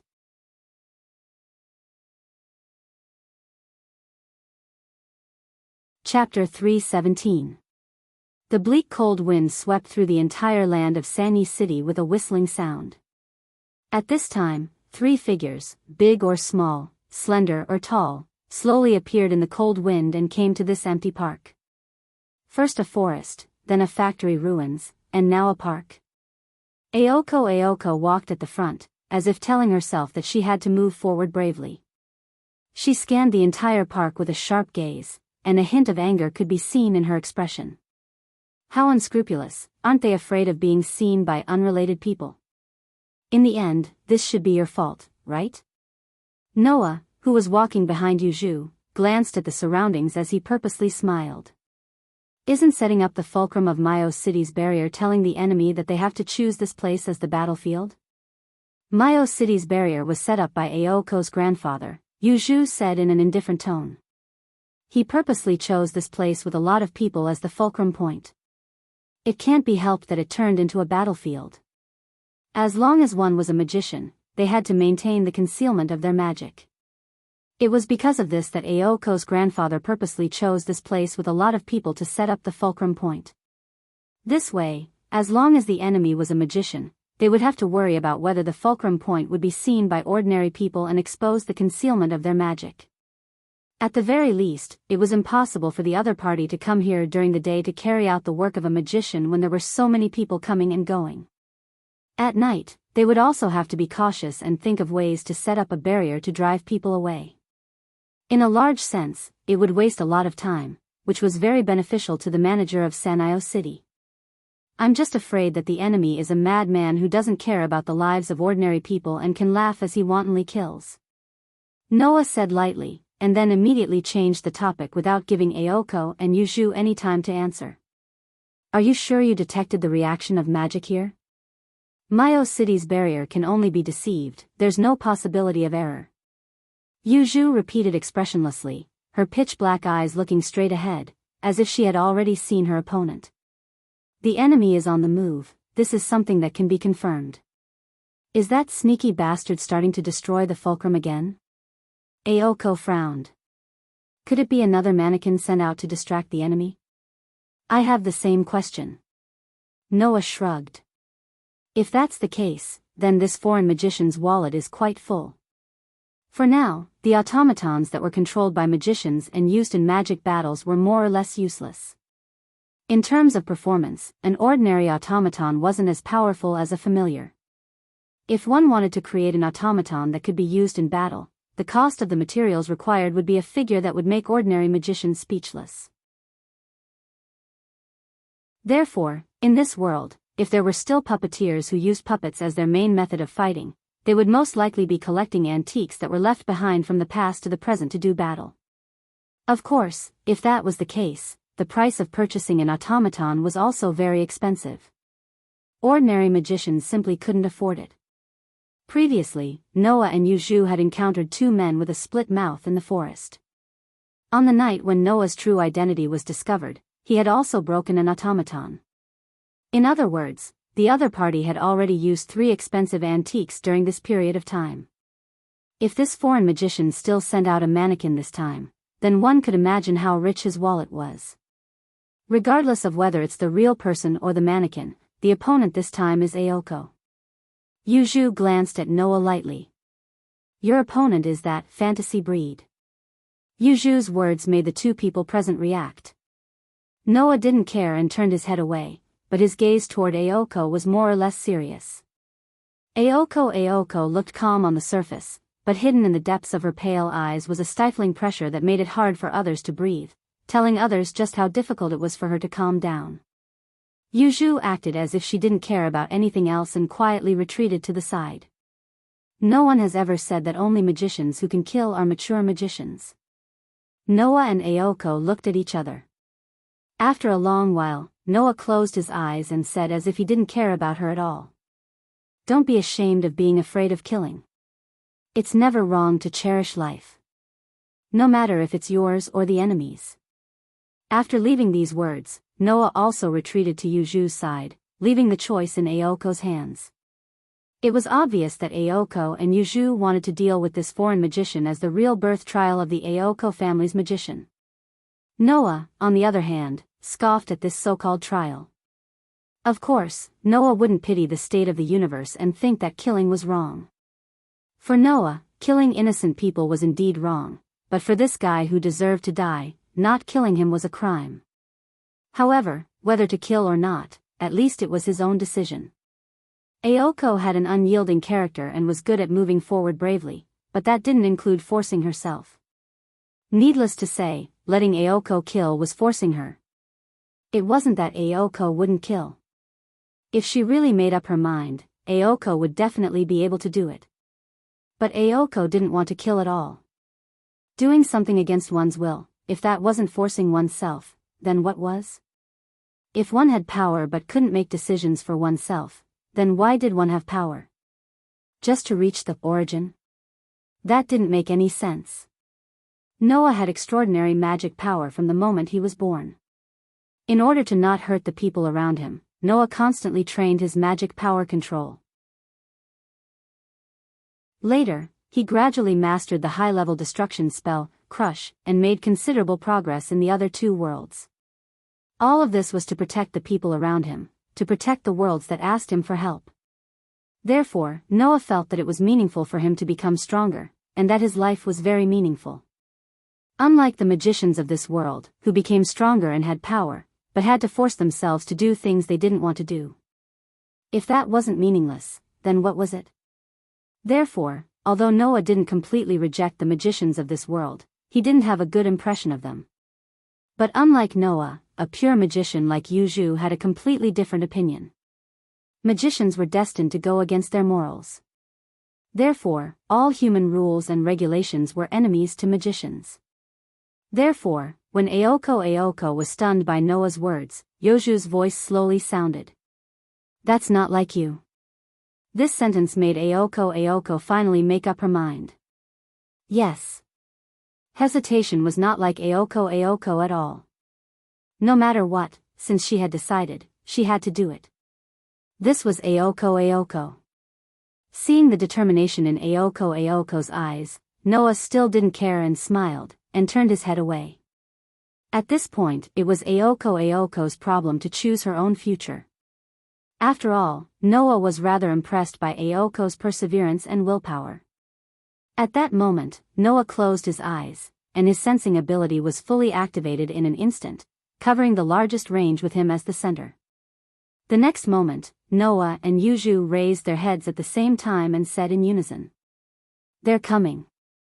Aoko's body tensed up. At the same time, in the shadows around the park, black shadows quietly appeared. Click, click, click, click. When the mechanical footsteps sounded and became more frequent, not only Aoko and Yuju, but even Noah was shocked. Click, click, click, click. Amidst the increasingly frequent footsteps, the black shadows that resembled giant ants gradually surrounded them and were exposed under the moonlight. They were puppets. The puppets had no adornments on their bodies. Their skin was as cold as steel, and they were like the dolls in the clothing stores. They walked on all fours and surrounded them step by step. From the looks of it, there were at least 30 of these puppets that were surrounding them. In terms of the price of puppets, all of them added up to a sky-high price. Chapter 318. Clack, clack, clack. At some point, the sound of the mannequin's footsteps became more synchronized. Moreover, Noah and Yuju did not know if it was an illusion, but the small number of puppets in front of them, which could be converted into money, seemed to be directly targeting Aoko. With Aoko as the target, they surrounded her. Aoko, who had been so resolute up until now had a dumbfounded look on her face. Even Yuju was slightly surprised. Seeing this, Noah sighed and said in annoyance, "This guy really has too much money. It seems that this foreign magician has so much money that he doesn't know where to spend it. He's throwing expensive automatons to their deaths one by one, and he even has a fantasy breed by his side. Is his target really Sano City?" Noah could not help but have such doubts. If this nouveau riche foreign magician's target was really the spirit vein, he could have directly bought a piece of spirit land from the magic association with his wealth. Why would he go through so much trouble to come here and seize Sanyo City? Although Sanyi City also had a spirit vein, it was a small place in the countryside. Those who would set their eyes on this place were usually third-rate magicians. It was really inconceivable that a magician with a fantasy breed and so many expensive dolls would set his eyes on this place. Aoko obviously thought of this as well. She had a sincere expression of displeasure on her face, but her tone was quite calm. "Yuju." Aoko Aozaki took a step back without a change in her expression. She stared at the army of dolls surrounding them as she spoke. "Where's Puppeteer himself?" "I'm not sure." Yoju's eyes flickered slightly. There are too many puppets here, and the magic power has been disrupted. It's difficult to detect other magic power individuals. Aoko clicked her tongue when she heard Yoju's words, while Noah still used his sensing ability to observe the surroundings. Only Noah's sensing ability was not restricted by magic power, and it directly scanned the surrounding environment. Huh? At this moment, Noah was surprised. Within the range of Noah's sensing ability, an aura appeared at the edge and slowly moved toward them. Noah recognized this aura. It was because he recognized it that Noah was so surprised. Yuju, who noticed Noah's strange expression, looked over with confusion in his eyes. Yuju. Noah directly looked into Yoju's eyes and said, "Did you activate a barrier to repel people?" Yuju raised his eyebrows and did not speak. His black eyes stared at Noah, and a trace of dissatisfaction slowly appeared in his eyes. Although Yuju did not say anything, Noah understood Yoju's meaning. As a pure magician, it was impossible for Yuju not to consider this point, and had long since cast a barrier. In fact, within the range of Noah's sensing ability, he could indeed feel the barrier set up by Yuju. But even so, Noah could not help but be suspicious. "It's not that I doubt your ability." Noah frowned. "It's just that I noticed an ordinary person penetrating your barrier and coming here." "Ordinary person?" Yuju was stunned. "Ordinary person?" Aoko, who had already activated her magic seal, and was ready to attack at any time, also turned her head in surprise as a faint blue light swirled around her arm. Ka ka ka. Just as Aoko turned her head around, there was the sound of rapid movement of limbs. Immediately after, the three puppets leapt out from the army of puppets. Like fierce tigers hunting in the night, their bodies suddenly turned in midair and fiercely pounced in Aoko's direction. Aoko's expression changed, and almost reflexively raised her arm that was flickering with the light of a magic engraving and faced the incoming puppets. Hum. In the vibration of the air, a precise geometric pattern appeared in front of Aoko's palm and suddenly flashed. Bang bang bang bang. Like a turret aimed at the enemy, the blue light that turned into cannonballs burst out from the mysterious spell formation. Carrying a blinding phosphorescence, the cannonballs crossed the space and heavily fell on the attacking puppets. Bang bang bang bang. Accompanied by the sound of explosions, blue flames bloomed from the puppets that jumped up and pounced on Aoko. While stirring up a burst of intense light, the blue flames were like heavy hammers, directly blasting the attacking puppets back into the puppet army. Ka ka ka ka. As if receiving a signal, all the hair-raising, naked puppets in front of Aoko shot out like bullets with their limbs stretched, and amidst the mechanical ka-ka sound, they violently attacked Aoko's direction. The number of the automaton puppet army was at least 30. The maximum number of magic bullets that Aoko could shoot in a day was about 30, and she couldn't shoot all of them at once. At most, she could shoot 4 at a time. Therefore, when the army of puppets swarmed towards her like a swarm of bees, Aoko only had time to raise her hand, which was covered with a glowing spell formation. She didn't even have time to replenish the number of magic bullets before the army of puppets arrived in front of her. Collect.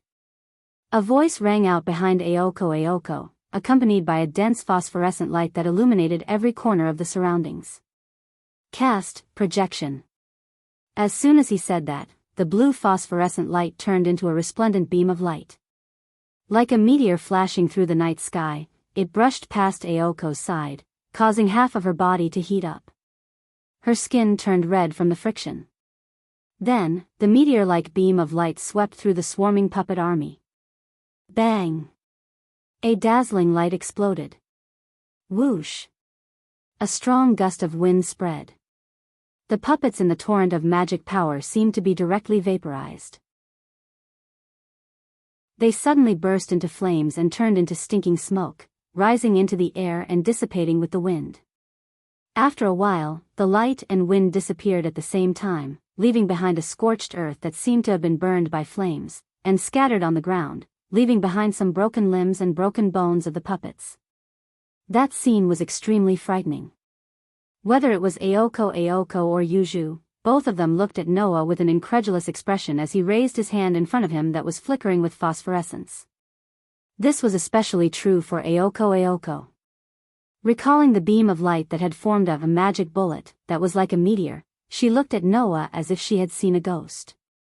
If she had restrained her magic power and had enough time to chant, Aoko could have used the magic bullet just now.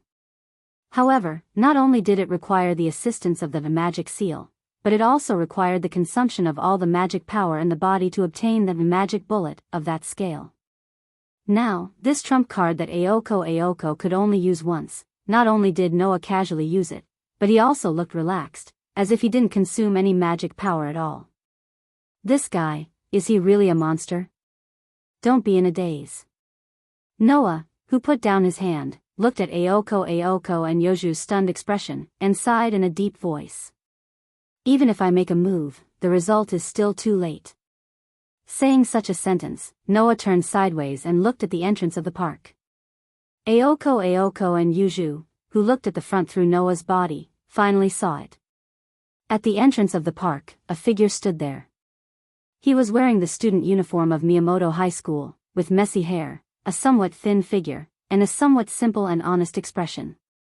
However, that simple and honest face of his was completely dumbfounded at this very moment. The person who came was the recently transferred student of Miyamoto High School, Shizuka Kusanagi.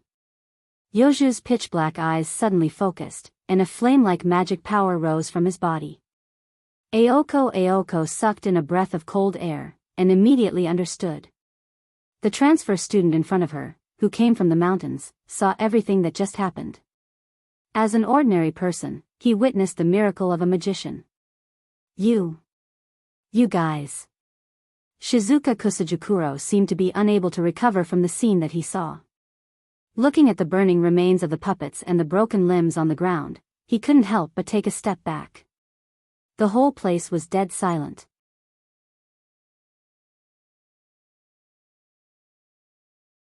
Chapter 319. Separated by less than 10 meters, Noah, Aoko, and Yoju looked at Shizuka Kusanagi, and couldn't say anything for a while. To be precise, it should be said that Noah remained silent and observed the situation. Aoko and Shizuka Kusanagi were really speechless because of the sudden situation in front of them. The reason why Shizuka Kusanagi couldn't say anything was simple. It was believed that anyone who saw the broken limbs and bones in front of them, the charred marks on the ground, and the scene of the slowly burning puppets that still maintained the shape of a human, would be speechless.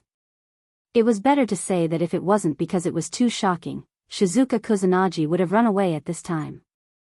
The reason why Aoko couldn't say anything was also very simple. Just because, the thing that absolutely couldn't be discovered was not only discovered, but also discovered by her own schoolmate, this made Aoko somewhat unable to react. Until the cold voice of Yoju, who was closely staring at Shizuka Kusanagi and exuding a terrifying magical aura, the dead silence of the scene was cleanly broken. Aoko finally recovered. Looking at Shizuka Kusanagi's eyes became cruel, facing Shizuka Kusanagi who was still in a daze. The magic seal on Aoko's arm was smoothly operated to the extreme in the driving sound like an engine, blooming a dazzling phosphorescent light. Under the phosphorescent light, Aoko's cold face was exposed in front of Shizuka Kusanagi. You have bad luck, Shizuka Kusanagi.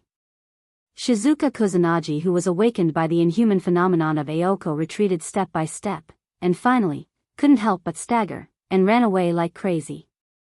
Aoko's mouth evoked a smile that was unknown whether it was sincere or hypocritical, stepped forward, and did not hesitate to chase. Looking at this scene, Yoju acted as if nothing had happened and stood there quietly. Noah was the only one who narrowed his eyes as he watched Aoko disappear around the corner of the park and head toward the main road. Just as he was about to chase after her, an unfamiliar presence appeared within the range of his sensory ability. Noah, who had just taken a step forward, narrowed his eyes. This was because this aura that appeared in the range of her senses not only didn't feel like a living person at all, but it also had a trace of magic power. It was approaching Aoko at an astonishing speed. Not good. As soon as he finished speaking. Kacha. A sound that sounded like something being split apart rang out from the road outside the park. Bang! A burst of scarlet magic power and a dull collision sound echoed in the air at the same time. Beep, beep, beep. Scarlet electric sparks blossomed in the air. Ah! Aoko's painful wail also rushed into the sky. While Yuju was startled, Noah had already rushed out. A pop sound came from his body, and a vigorous power instantly filled his body. At this moment, Noah chose to release all the power under limit. Whoosh! In the blink of an eye, Noah's figure turned into an afterimage and rushed out like a gust of wind. When Noah appeared again, he was already at the place where the scarlet electric arcs flashed and Aoko's sorrowful cry resounded. Then, Noah saw it. He saw Aoko fly into the air, like a thrown garbage, and fall to the ground. Bang! Noah, who appeared under Aoko, stretched out his hand and caught the falling Aoko into his arms. The weight that was added because of the free fall was directly shaken off by Noah's arm. With a bend of Noah's arm, it was completely removed. Aoko Aozaki's seemingly tall and slender body actually displayed an excessively light weight, which was completely borne by Noah. Ugh! Aoko, who fell into Noah's arms, was a little pale and let out a muffled groan. Noah, who was holding Aoko, slowly raised his head. His eyes gradually turned into a cold light, and looked at the front of the road. There, a mechanical cold arm that looked exactly like a human arm, but was split into countless segments and directly extended like a whip. It slowly retracted, and with a kacha-kacha sound, it reassembled. The owner of this arm was a puppet. It was very similar to the previous puppet, but its face was almost exactly the same as Aoko's, and even its hair was the same. Next to the puppet, Shizuka Kusajikuro had fainted, and fell to the ground unconscious. Perhaps, in the process of fleeing, Shizuka Kusajikuro directly hit the puppet, and like Aoko, he was attacked by the puppet. Or rather, it was very likely that the controller of this puppet opened a hole in the wizardry barrier, and led Shizuka Kusajikuro in, and attracted the attention of Noah and the others. Shizuka Kusajikuro led Aoko out, and maybe killed her alone. Thinking of this possibility, Noah's expression also sank. I've been tricked. Kacha kacha. Not knowing if it heard Noah's voice, the puppet that looked like Aoko raised its hand mechanically and clumsily, and pointed in the direction of Noah. Whoosh! The next moment, the puppet's arm once again split and stretched out like a whip, like an arrow connected to the fist in countless joints, and in the sharp sound, it shot in the direction of Noah.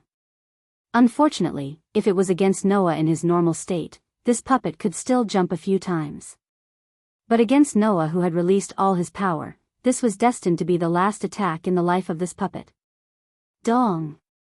The mechanical arm connected to the fist directly fell on the position where Noah was a second ago, and the ground there was penetrated. Pata! With such a light landing sound, Noah, who was holding Aoko Aoyagi, seemed to descend from the sky. His toes touched the ground, and he landed on the ground, appearing in front of the puppet. The puppet seemed to be unable to understand the situation in front of it, and tilted its head. Pa! At this moment, Noah stretched out a hand and put it on the puppet's shoulder. Wang! A dazzling white light burst out from Noah's hand, and covered the puppet's entire body. Bang! In the white light, the puppet's body seemed to be evenly cut into pieces. First, it split, and then, in a loud explosion, it directly shattered, and turned into powder in the air. However, the powder was purple. Ugh! Aoko, who breathed in a little purple powder, let out a muffled groan. Noah, who was aware of this, revealed a hint of surprise. Poison powder? There was poison hidden in the puppet's body. The magician hiding in the dark not only wanted to trick Aoko, but he also wanted to trick Noah. This made Noah's face turn ugly. However, Noah's body had 3 major constitutions. One of the 3 major constitutions was to expel all negative forces that affected the body. This included poison. Therefore, even if he was tricked, Noah was still unaffected. Of course, Noah was not affected, but it did not mean that others were not affected. Ugh! Another extremely soft groan was heard. That was the sound of Yuju, who finally arrived at the scene. Noah quickly called out. Hold your breath. There's poison in the air. Without Noah's reminder, Yuju, who was an expert in fairy tale-themed curses and pharmacology, accidentally breathed in a part of the poison, immediately held her breath. But Yuju still breathed in some poison. Her face was slightly pale as she sat on the ground, clutching her chest, and looked like she was enduring the pain. In the end, except for Noah, Aoko and Yuju were all poisoned. Perhaps, tonight's operation was a trap. Noah suppressed the surging emotions in his heart, regained his calm, carried Aoko, and quickly came to Yuju's side, and hugged Yuju in his arms. Yuju, who was in Noah's arms, grabbed Noah's arm and said weakly. The other fulcrum was just eliminated, this is just a trap. Sure enough. Holding Aoko in one hand and Yuju in the other, Noah looked at Shizuka Kusanagi on the ground in front of him and took a deep breath. Tonight's matter, I will remember.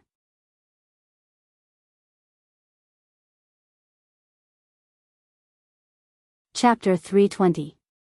In the pitch-black night, the manor house on the hill lit up, illuminating the surrounding wasteland. After turning on the lights, Noah placed the two girls in his arms on the sofa. Looking at the pale faces of Aoko and Yuju, he stood up and walked to the middle of the living room. Wang! A dazzling golden light rose from Noah's body, covering the surrounding lights that were abnormally dim in comparison and filling the entire living room. Under the dazzling golden light, a scabbard quietly appeared. Noah grasped it in his hand and raised it high above his head. Wang! Suddenly, with the golden scabbard as the source, an intense dazzling light soared and covered everything in the living room.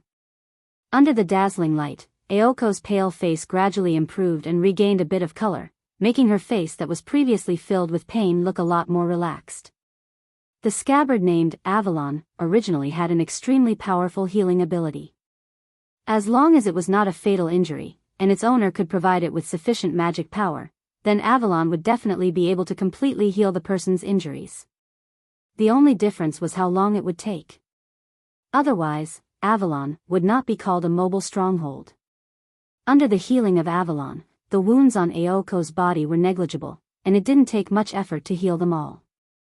Undoubtedly, it was such a tyrannical treatment, but Aoko's complexion did not improve after recovering to a certain extent, as if the treatment of Avalon was no longer effective. On the other side, Yoju's pale face, bathed in the light of Avalon, did not improve at all. Her expression was still the same, with a bit of pain. Seeing this scene, Noah was not surprised at all and bitterly smiled. Sure enough, Avalon can only heal injuries and not detoxify poison. This has nothing to do with Avalon. Yuju, who was lying on the sofa, forced herself to make a weak sound. The poison dissolved after entering our body. Without the poison, even if your Avalon could detoxify the poison, it would not be effective. Hearing this, Noah was slightly startled. The light of Avalon in his hand gradually converged and turned into a stream of light, once again entering Noah's body. You said the poison is gone? Coming to the sofa where Yuju was lying, Noah, who was kneeling on one knee, looked at Yuju's still pale face and suspiciously asked. Since the poison is gone, what's going on with your current situation? That is the neurotoxin used to block the magic circuit. The answer to Noah was not from Yuju, but from the sofa on the other side of the sofa, with the same weak but strong voice. Aoko, who had already woken up, seemed unwilling to let others see her weak appearance. Ignoring her still weak body, she propped herself up and leaned against the back of the sofa as if she had lost the last bit of her strength, laughing bitterly. Although I don't know what kind of poison it is, I can feel that my magic circuit has been completely blocked. Magic can't flow at all of it is squeezed on the circuit. If this continues, our magic won't be able to flow again, right? Is the magic power blocked? Noah muttered to himself as he looked at Yuju. Can it be detoxified? After the poison entered our body, it directly blocked our magic circuit, and then it was digested. Yuju clutched her chest, a rare trace of annoyance appeared in her voice. There is no poison at all, then don't talk about detoxifying it. Yuju, what should we do? Aoko spoke with the same cold tone as before, as if there was nothing wrong with her body. If this continues, we will be directly eliminated from this battle, right? Magic was blocked and unable to flow, which meant that Yuju and Aoko couldn't use magic at all. Even if their strength was slowly recovering, their body was also recovering little by little. If they couldn't use magic, then next, if the magician who tricked them continued to attack the rest of the boundary fulcrum, Aoko and Yuju wouldn't be able to go out and face the enemy. Actually treating me like an idiot, I will never forgive that guy.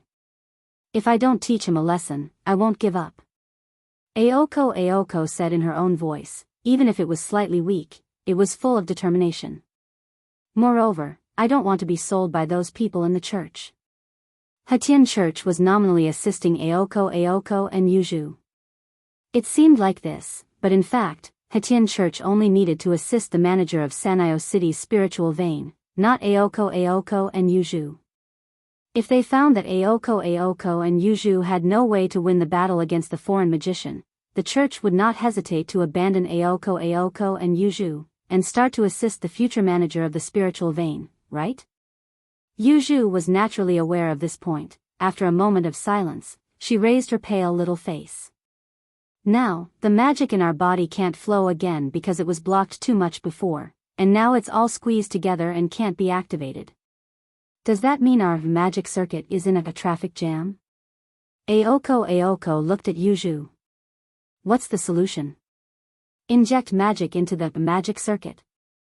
Noah, who had been silent, suddenly said. If it doesn't move, add new power to push it, right? Yuju slowly nodded, making Aoko's face show an angry expression. We can't use any magic at all now, how can we push the magic circuit? Yuju nodded again, but this time more or less with a little helplessness. On the side, Noah, who was listening to the conversation between Yuju and Aoko, fell into silence. If one observed carefully, one would find that Noah's face showed hesitation and an extremely awkward and unnatural expression. After Yuju proposed the plan, Noah remembered a book he read in Aoko's study. That book recorded a method to inject magic into others. However, that method, no matter who thought of it, would hesitate, and Noah was full of awkwardness and hesitation. Aoko, who inadvertently saw Noah's performance, raised the corner of her eyes and directly said. Did you think of a way? Yuju also turned her head and looked at Noah. Under the gaze of the two girls, Noah's expression became more and more awkward, and after a while, he asked with a wry smile. Do you really want to recover? Nonsense. Aoko gritted her teeth and said. I must return all the suffering I suffered today to that guy who hides his head and shows his tail. I don't like others to rob me. Yuju continued Aoko's words and looked at Noah. No matter who it is. Hearing this, Noah's awkwardness turned into hesitation, and finally, he let out an unprecedentedly long sigh. This is what you said, don't regret it. After that, Noah stood up and directly sat on the side of Yuju's sofa. He stretched out his hand and gently picked up Yuju, who was lying weakly on the sofa. Then, there was no then. Maintaining the posture of holding Yuju, Noah's body was slightly stiff, and the expression on his face kept changing. It was still alternating between awkwardness and hesitation, but more of it was hesitation. There was no way. This method was also a challenge for Noah. After all, Noah didn't even try it. However, when he thought about how he was careless and directly destroyed the puppet, which caused Aoko and Yuju to be poisoned, Noah's heart became ruthless. Forget it, if I die, then I die. On the other side, Yuju's eyebrows were deeply furrowed, as if she was disgusted by others touching her. But when Yuju wanted to make a sound, what happened next made Yuju unable to make a sound. This was not only a psychological factor, but also a physical one. After a moment of hesitation, Noah, who was holding Yuju, directly bent down and blocked Yuju's lips. And the thing that blocked Yoju's lips was Noah's lips. Yoju's black hole-like pupils instantly shrank to the smallest in history. Aoko stood up in a daze.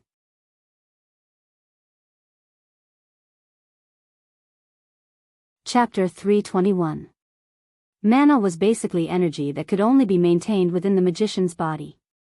Once it was released to the outside world, it would immediately turn back into life force and spread into the originator. However, a magician's body fluid was extremely easy to contain mana. Even if it left the body and was released to the outside world, it could still be temporarily preserved and maintain mana.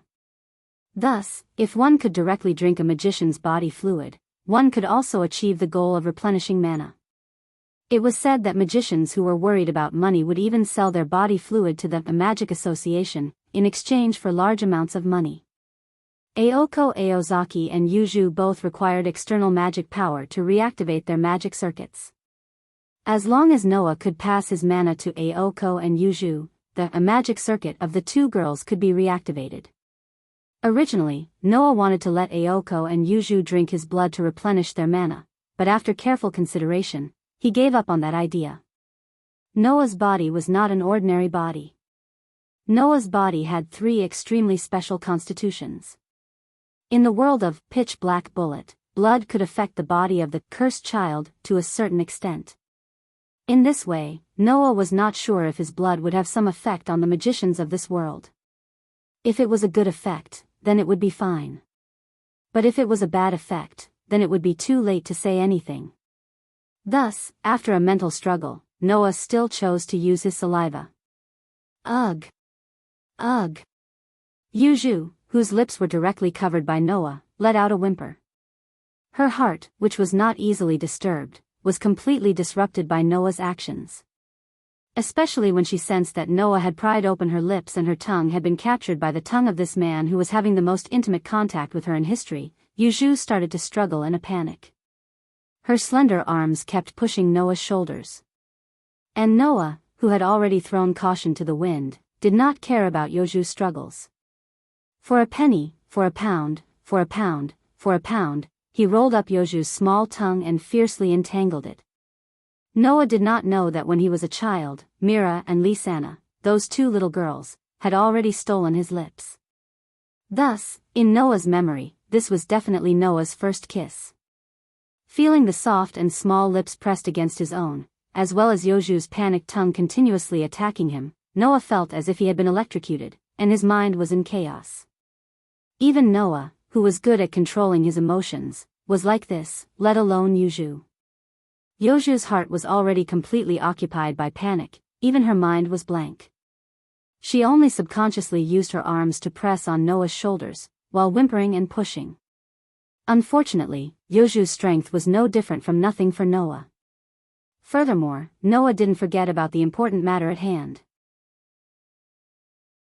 He forcefully suppressed the agitation in his heart and his longing for those soft lips and tongue, allowing his magic to pass through his lips and into Yoju's body. Ugh! Not long after, Yoju's rapid and weak breathing reverberated in the air, unable to be suppressed, and began to reverberate in the living room. Looking at Noah, who was roughly kissing Yuju in front of her eyes, with her eyes tightly closed, and her strength to struggle became weaker and weaker. Her pale cheeks gradually flushed red. Aoko felt as if someone had knocked her on the head, and she did not recover for a long time. The heavens pity her. On the surface, Aoko looked like a big sister, but she did not even have the experience of holding hands with a boy, let alone kissing, or even watching others kiss. What's more, the one being kissed in front of him was not someone else, but a pure-blooded witch, a pure-blooded magician. Hidden in her petite body was a power that made countless magicians exclaim in admiration, Joyuan Temple Pearls. One could imagine the impact Aoko felt. After an unknown amount of time, Noah and Yoju's lips finally parted. Pang! When Noah subconsciously let go of her hand, Yuju's body directly collapsed onto the sofa. Her black hole-like eyes couldn't help but slacken. She panted rapidly as if she was out of oxygen, and her chest heaved up and down. Huff, huff. Not to mention Yuju, even Noah was slightly panting. Looking at Yuju, who collapsed on the sofa, his heart beat faster and faster, and his heart was filled with disbelief. He could not believe that he had actually done such a thing. Fortunately, Noah did not forget that he still had another patient. At that moment, Noah turned his head and stared at Aoko with a crazy gaze, as if he was about to jump off a cliff. Aoko's heart suddenly jumped, and she woke up with a start. Before she had time to question Noah, Aoko's heart was filled with a strong sense of foreboding. This ominous premonition made Aoko panic like never before. She shouted at Noah, trying to put up a strong front but feeling weak at heart. "What do you want to do?" Being stared at by Aoko's vigilant and panicked eyes, Noah's heart could not help but beat like a drum. But since he had even kissed the pure-blooded witch Yuju, what qualifications did this bad-tempered trainee magician in front of him have to make him back out? With this thought in mind, Noah walked over to Aoko and tried to persuade her. It was an expression and posture that showed that he was really going to throw caution to the wind. "Who told you to come over?" In a panic, Aoko mercilessly threw a punch. However, Aoko had already consumed a lot of physical strength due to her injury and poisoning. Now that her magic circuit was also blocked, her recovery ability was extremely weak. This soft punch did not have any deterrence at all. "Paw!" Noah stretched out his hand and took Aoko's soft punch with his palm. Then, he turned around and grabbed Aoko's fist. With a forceful pull, he pulled the flustered Aoko into his arms. Without giving Aoko a chance to retaliate, Noah fiercely covered Aoko's mouth. "Ugh! Ugh!" Aoko's depressed and panicked whimper turned into an echo, and together with the sound of alternating lips and tongues, it kept lingering in the entire living room. For a long time, it did not stop. When he walked out of the living room, Noah felt that his body was floating. In the living room behind him, the panting of Yuju and Aoko still did not stop. If someone saw Noah walking out of a room with the panting of a girl in a floating state, they would definitely think that it was a romantic scene. In fact, what Noah had done was much better than what she had imagined. After all, Noah did not take advantage of the situation. Although he was almost captured by the feeling that he had never experienced before, he still controlled it. After transferring enough magical power to Aoko and Yuju, he immediately stopped what he was doing and left the living room. If he continued to stay there, Noah could not guarantee that Aoko and Yuju, who had recovered, would not be mad at him. Phew. Noah let out a heavy sigh of relief. Pressing his chest, he smiled embarrassedly. "It's not a big deal." That feeling, after saying this sentence, which sounded like he had given up, Noah shook his head, walked into the hall of the mansion, and looked in the direction of the entrance. On the ground of the entrance, a person was lying there. Impressively, it was Shizuka Kusajikuro. While bringing back Aoko and Yuju, Noah also brought back Wild, who was unlucky.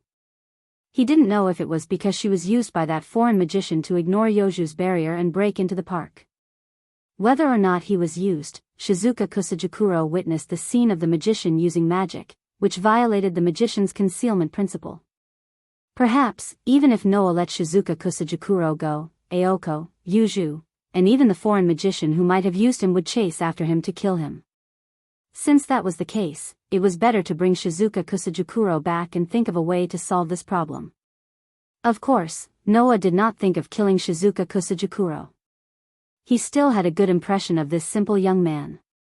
Thinking of this, Noah came in front of Shizuka Kusajikuro, squatted down, and patted his back.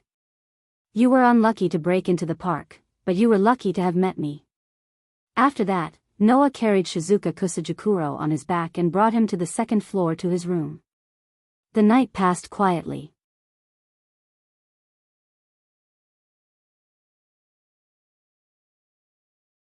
Chapter 322. His fuzzy consciousness gradually returned, making Shizuoka Kusunagi's brain, which was not very bright, work smoothly. His whole body was soft, and it was difficult to raise his strength. If it was an ordinary person, at this time, he was afraid that he could only make his eyelids move, and not move at all. However, for Shizuoka Kusunagi, this level was still bearable. After all, in the mountains where he originally lived, Shizuoka Kusanagi never lacked self-exercise. Regardless of will and strength, in terms of control of the body, in theory, Shizuoka Kusanagi would not lose to anyone. Therefore, even if there was only a little strength, Shizuoka Kusanagi successfully instilled it into his body. What Shizuoka Kusanagi needed to do was to open his eyes. The originally dark vision became bright as he opened his eyes. What was imprinted in Shizuoka Kusanagi's eyes was an unfamiliar ceiling and room. Before Shizuoka Kusanagi could understand the current situation, a voice sounded from his side and passed into his ears. "Are you awake?" Hearing this voice, Shizuoka Kusanagi instantly woke up and turned his head reflexively, looking at the source of the voice. What appeared in front of Shizuoka Kusanagi was sitting on an ancient but elegant chair, holding a thick book in his hand, looking at him with a smile. "You actually woke up in one night. You're more capable than I thought." Hearing this familiar voice, looking at that familiar face, all the memories that were sleeping in Shizuoka Kusanagi's mind suddenly came back. Even if the brain was not very bright, Shizuoka Kusanagi still had a way to remember simple things. Therefore, Shizuoka Kusanagi remembered that the person in front of him was a student of the same school as him. And along with this memory, everything that had happened last night also returned. In the park where the cold wind was howling, the ground was scorched black as if it had been burned, and there were broken limbs and slowly burning human bodies everywhere. The person in front of him was standing in the middle of that hellish scene. Shizuoka Kusanagi's whole body shook, and suddenly jumped up from the bed. Shizuoka Kusanagi's first reaction was to escape. Wang. However, just as he sat up, a mysterious rune suddenly appeared in front of his chest, blooming with a faint light, illuminating his whole body. The moment this rune appeared, Shizuoka Kusakajuru's body stiffened, and he could no longer move. This made Shizuoka Kusanagi's eyes widen, and for a moment, he lost all reaction. "I knew your first reaction would be this." Without any surprise, Noah closed the book in his hand and looked at Shizuoka Kusanagi calmly. "You don't have to be afraid. Although your current situation can't make you feel at ease, you're still safe in my sight. So, if you want to escape, don't blame me for not warning you. Once you're out of my sight, I won't be so idle as to specially protect you." After saying that, Noah stretched out his hand and snapped his fingers. The rune that appeared in front of Shizuchi Kusajuru's chest disappeared like flying ash. Seeing such a miracle, Shizuka Kusakuro touched his chest with a strange expression, and then sighed sincerely. So powerful. Hearing this, Noah was startled, and his expression more or less carried some surprise. The rune just now was actually one of the elementary uses of the rune that Noah recently learned. The so-called rune refers to the ancient text that was circulated in ancient Northern Europe. This was a symbol of sacred text, and each text contained a unique power. If they were written with magic, then the power of the text could be awakened. The rune that just froze Shizuka Kusakuro was a rune that had a binding effect. It was a rune that could only be used to simply freeze the body of others. The effect on magicians was not very big, because it would be scattered by the magic flowing in the magic circuit. It would be better to say that the rune that Noah learned so far was basically elementary, and most of them were simple runes that did not have much effect on ordinary magicians. It could be regarded as an elementary rune. There was no other way. Although the rune was extensive and profound, Aoko's study room had elementary magic. If Noah wanted to learn advanced rune, then he would have to find another way. However, this elementary rune was already very magical for ordinary people, and it was enough to make ordinary people stunned. But although Shizuka Kusakuro's face was filled with emotion and surprise, there was no shock at all. This made Noah curious. Immediately, Noah directly asked, "Aren't you afraid?" "Afraid?" Shizuka Kusakuro was puzzled from the bottom of his heart. "Why? Why?" Noah laughed. Just as he was about to explain, he suddenly remembered Shizuka Kusakuro's background. Shizuka Kusakuro grew up in the mountains, and there was no electricity in his previous life. He was very surprised when he saw the school. This made Atamaru, who was in the same class as Noah, feel more than once that life was unimaginable. Then, for Shizuka Kusakuro, life in the city was also unimaginable, right? The life of a magician was even more so, wasn't it? Then, for Shizuka Kusakuro, what was magic? I say, Shizuka Kusakuro. Noah had a guess. Don't tell me you think that the people in the city can suddenly bind your body and make you unable to move? Shizuka Kusakuro was stunned. Isn't that so? This time, Noah understood, and he did not know whether to laugh or cry. Forget it, it is very troublesome to explain it to you, so I will let the owner of this mansion explain it to you. With that, Noah stood up, picked up the book, and turned around. Follow me. When Noah came to the living room, Aoko Aozaki and Yuju seemed to have just finished their breakfast and were sitting on the sofa in the living room, sipping black tea. As soon as Noah entered the living room, Aoko Aozaki and Yuju's eyes were fixed on him. Noah could clearly see the emotions in Aoko Aozaki and Yuju's beautiful eyes. Aoko Aozaki's eyes first had a touch of shame, and then it was all replaced by anger. Yuju was indifferent, and there was only indifference from beginning to end. Being stared at by those resentful and indifferent eyes, even Noah couldn't help but rub his nose uncomfortably and look away awkwardly. So what if she was a magician? Being forcefully kissed by the opposite sex, except for those magicians who were really mentally and morally abnormal, as long as she was a woman, she would care, right? Although in his heart he told himself that it was only detoxification, Noah could not remain calm and immediately wanted to turn around and run. Fortunately, Noah's face was not that thin. Under the gaze of the two girls, he shrugged and asked as if nothing had happened. Your magic power should have recovered, right? Hearing this, Yoju's eyes became even colder, and Aoko Aozaki's eyes twitched. After taking a deep breath, she revealed a sweet smile. You still dare to ask? In other words, in your hearts, you are still unsatisfied? Noah pretended to be helpless and said. Before that, I asked you if you really wanted to recover.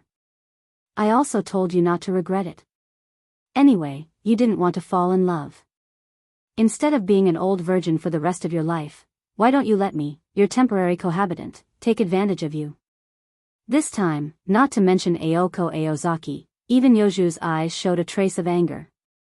Of course, the two girls did not know that Noah himself was deliberately making fun of them to hide his inner feelings. After all, that was the first kiss in Noah's memory, wasn't it?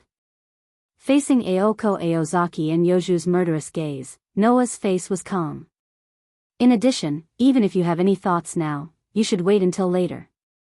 Now, it's not too late to solve the problem in front of you. After saying this, Noah turned around. Behind Noah, outside the living room, Shizuchi Kusanagi and Yuju entered the vision of Aoko Aozaki and Yuju. Seeing Shizuchi Kusanagi standing outside the door, Aoko Aozaki and Yuju were stunned for a moment.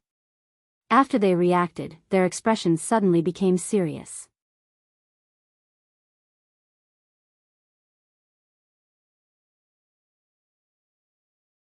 Chapter 323.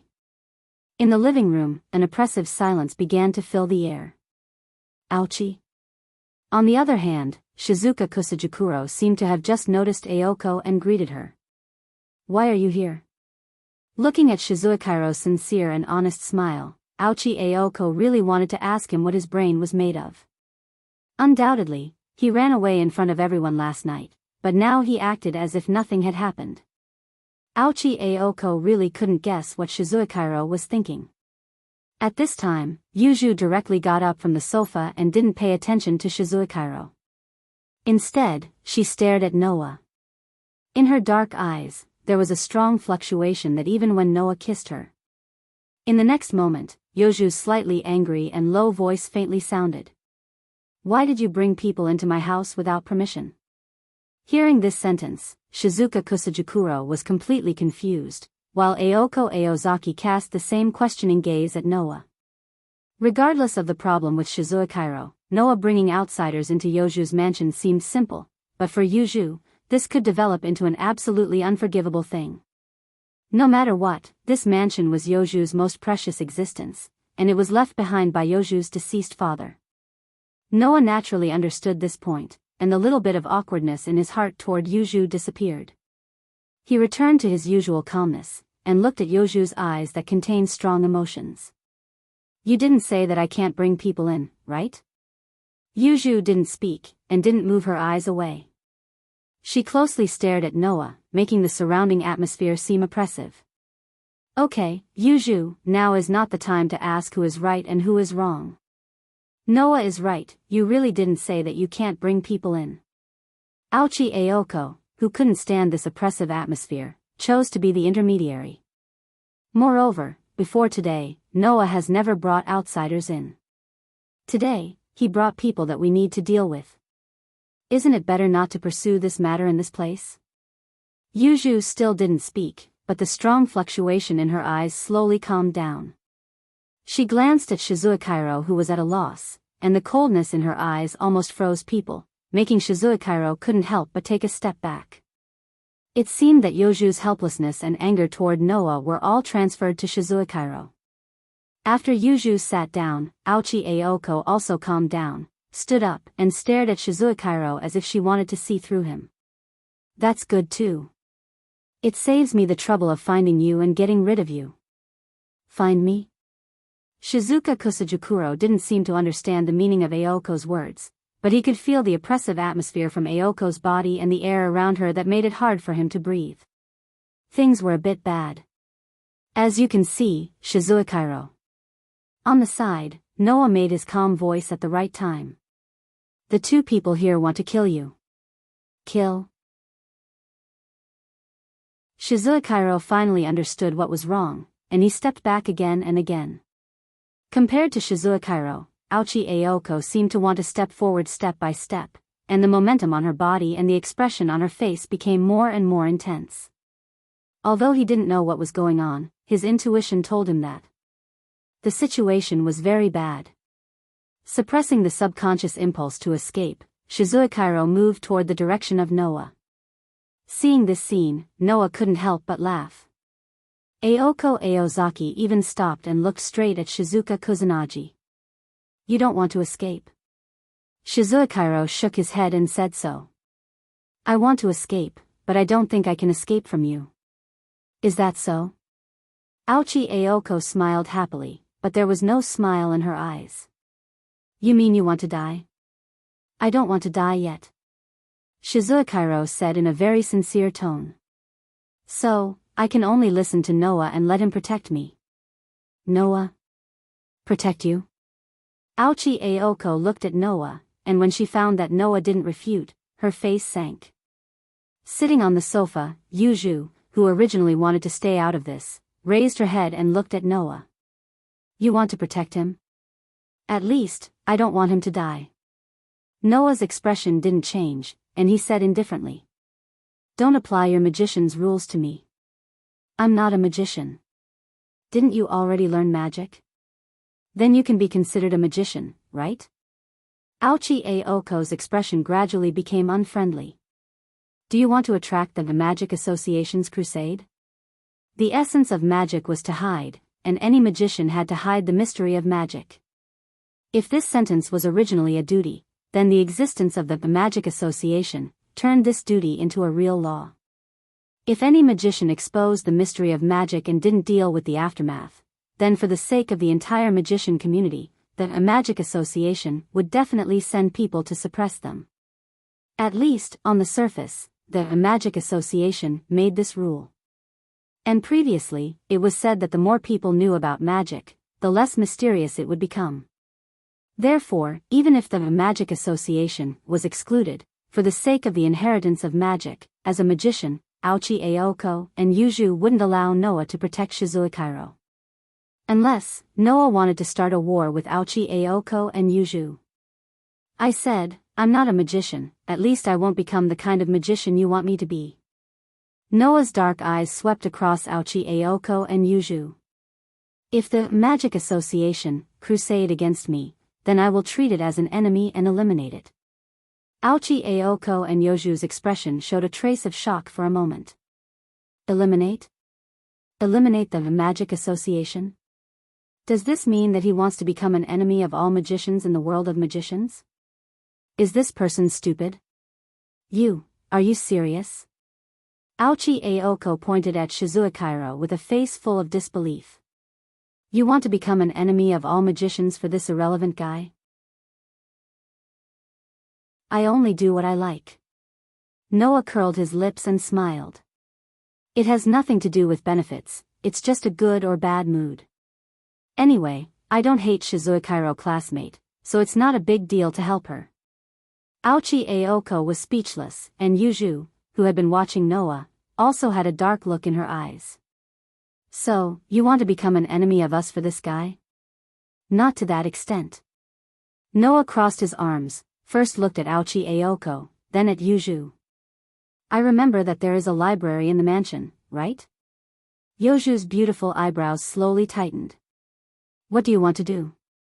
Aren't you worried that the existence of magic will be leaked from this guy's mouth? Noah turned his head and looked at Shizuka Kozukajuru, who was at a loss for words, and sighed. Then, if I erase all his memories from last night until today, then there should be no problem, right? Erase his memories? Aochi Aoko and Yuju suddenly looked at each other and pondered. Shizuakairo also looked at Noah with some surprise, but in exchange, he only got a glare from Noah. If you don't erase his memories, he will die, and I can't protect you forever.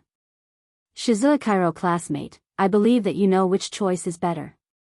This time, Shizuakairo obediently closed his mouth and didn't say anything. I've been learning runa recently, and I've already learned all the basic runa in the president's study. Noah looked at Yuju. There should be more advanced runa in the library, right? There should also be forgetting runa in the advanced runa, right? Yuju was silent. After a while, Yuju stood up from the sofa and walked outside. Aochi Aoko, who was familiar with Yuju, understood. Yuju compromised. To be able to force Yuju to this extent, you're pretty good. Aochi Aoko sighed and narrowed her eyes. But, have you thought about how to deal with this guy before you learn forgetting runa? Deal with him however you want. Noah ruthlessly threw out this sentence. I believe that the student union president will take care of this matter. After saying this, Noah walked out of the living room without looking back. You want me to clean up your mess? A second later, an angry roar echoed throughout the mansion.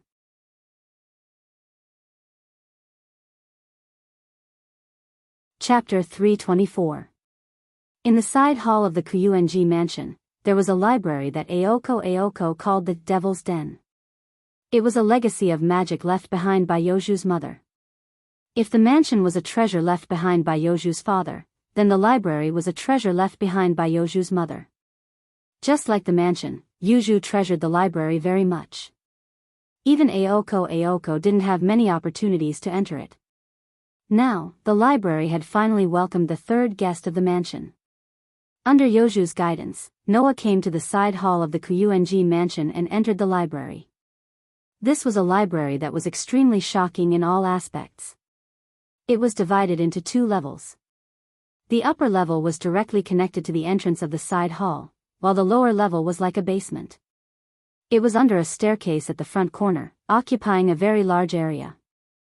Of course, this was nothing. What really shocked people was the scale of the collection. The bookshelves, which were comparable to the size of a building, were arranged neatly like a small mountain. The bookshelves were divided into two levels.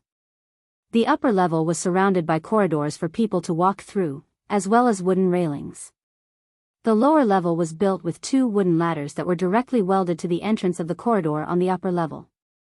It looked more luxurious and elegant than ordinary buildings. On the extremely luxurious and tall bookshelves, books that looked old were neatly arranged on them. Based on this scale, the number of books here must be at least 10,000, as the most basic unit of calculation to give a specific number. Looking at the scale of the library in front of him, Noah, who had the idea of reading all the books in the library, was stunned. Perhaps because she noticed that Noah stopped, Yuju, who was leading the way in front, stopped and turned around. Perhaps because Noah asked her to bring him to this place that the girl cherished very much, Yoju's emotionless eyes revealed a hint of dissatisfaction. Unfortunately, Noah was already shocked by the number of books in front of him and didn't notice it at all.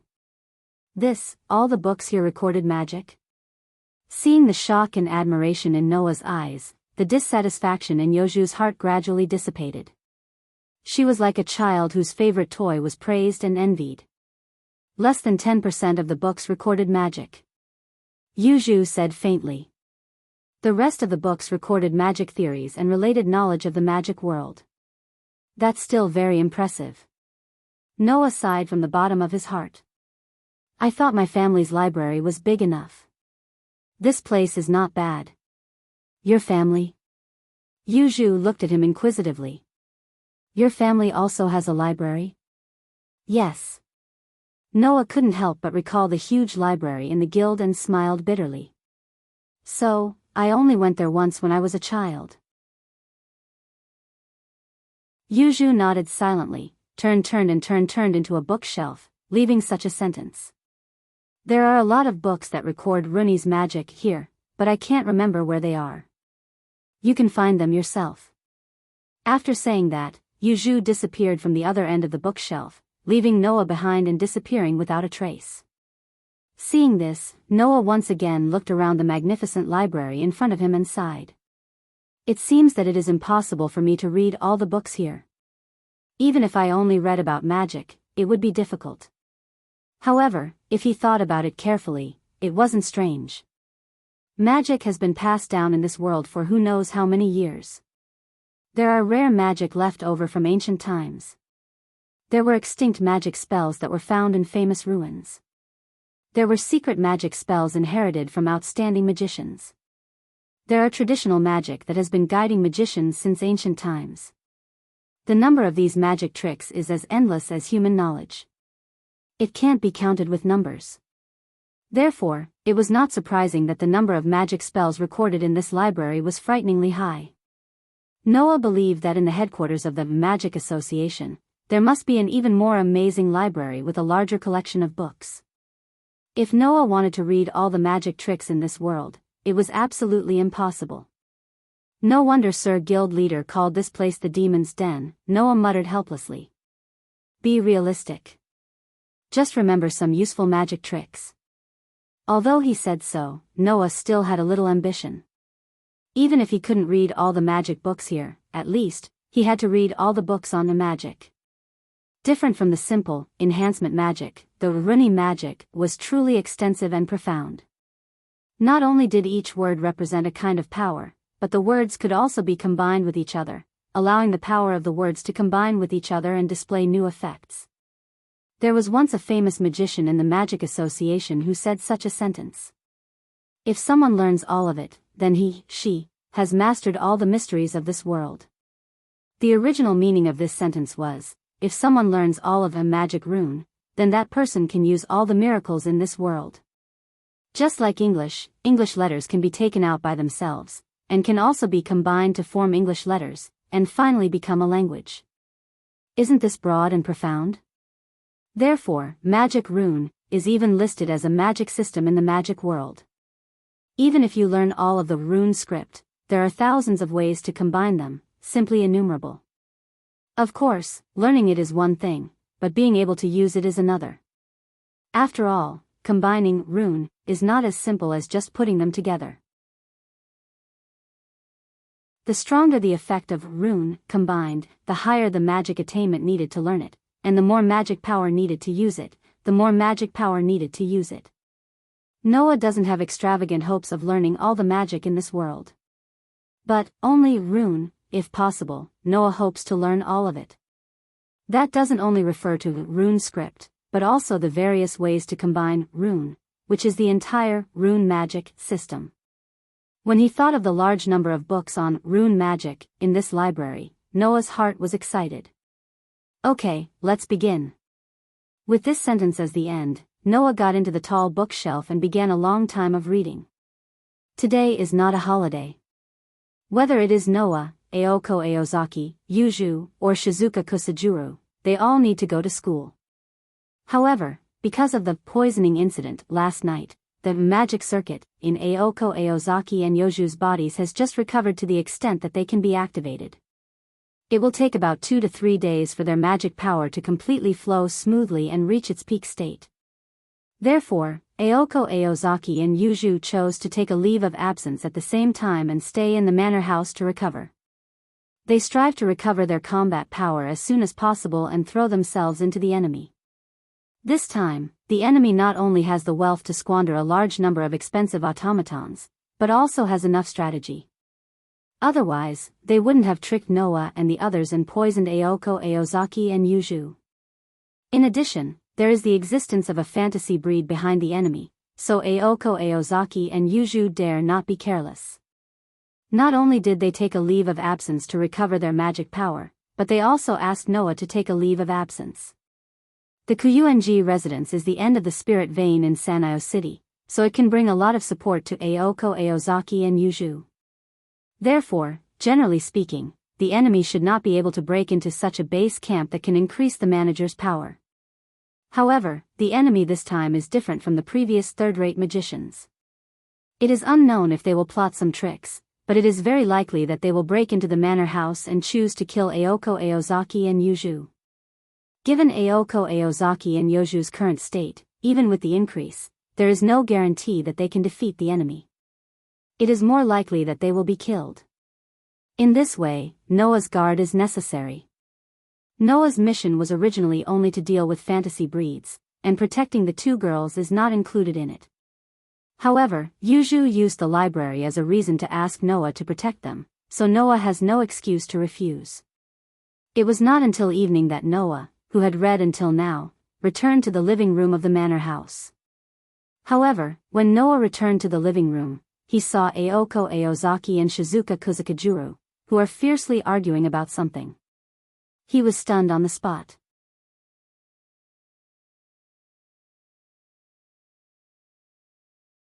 Chapter 325. In the brightly lit living room, Aoko and Shizuku Kusanagi were facing each other across the table. Although it was a confrontation, it looked like Aoko was angry, while Shizuka Kusanagi was calm. It was easy to guess who had the upper hand. "Do you know what kind of situation you're in right now?" Aoko said with a helpless look on her face as if she was about to burst into tears. "Do you really think no one will kill you?" "I don't think so."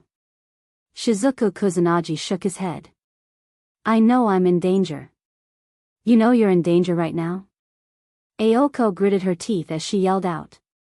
"Then tell me, what did you just say?" "I want to go out." Shizuku Kusanagi answered obediently and looked at Aoko with a puzzled expression. "Is there a problem?" "I want to ask you why you think there is no problem." Aoko helplessly held her forehead, and then with a fierce face, she unceremoniously shouted at Shizuka Kusakajuru. "Don't forget that you know our secret now. In order to prevent you from revealing our secret, we can kill you at any time. The only reason we haven't killed you now is that Noah protected you. How dare you ask for a yard after we give you an inch? Or do you want to go out? I know you will watch me." Shizuku Kusanagi seemed to be very distressed. "But is there really no room for discussion? I promise I won't tell anyone." "Who will believe you?" Aoko almost flipped the table. "Do you realize what kind of status you have now? You're not here as a guest. You're caught. You're a prisoner." "Caught?" Shizuku Kusanagi was shocked. "Didn't you save me?"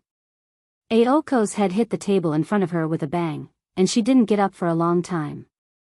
Looking at Aoko like this, Shizuka Kusajuro hesitated for a moment and chose to speak. "Aoko, don't you feel pain?" Aoko didn't want to speak. "Aoko." Shizuku Kusanagi didn't seem to notice Aoko's mood and asked. "Are you angry?" Aoko clenched her fists and trembled all over. On the other hand, Shizuka Kusajikuro continued to issue a challenge to the demon who was emitting do-chi. "Can I go out now?" Aoko suddenly raised her head and rolled up her sleeves without a care for her image. Just like a big sister who was about to fight, a magic mark on her arm blossomed with a dazzling phosphorescent light. "Enough. I'll just kill you right away." "Wait." Shizuku Kusajikuro retreated and exclaimed. I just want to go out. Noah, who was standing at the door of the living room, didn't even have the heart to complain. Just as he was about to speak, a cold voice sounded from behind Noah. What are you arguing about? The entire place fell silent. Yuju, who was holding a book in her hand, walked in step by step from outside. She directly passed by Noah's side and came into the living room. Her black eyes were directly nailed on Shizuku Kusajikuro, and there was a trace of murderous intent in her eyes. Obviously, Yuju really wanted to kill Shizuku Kusajikuro. Under Yuju's murderous gaze, Shizuku Kusajikuro closed his mouth and didn't speak anymore. Originally, when Shizuku Kusajikuro entered the mansion, Yuju was very unhappy.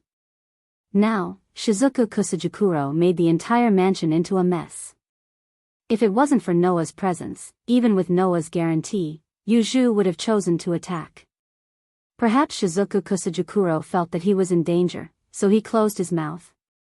As for why he attracted such danger, poor Shizuku Kusajikuro couldn't figure it out.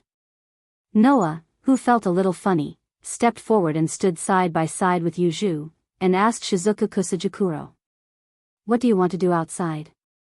Seeing Noah's appearance, Shizuku Kusajikuro finally let out a sigh of relief and smiled.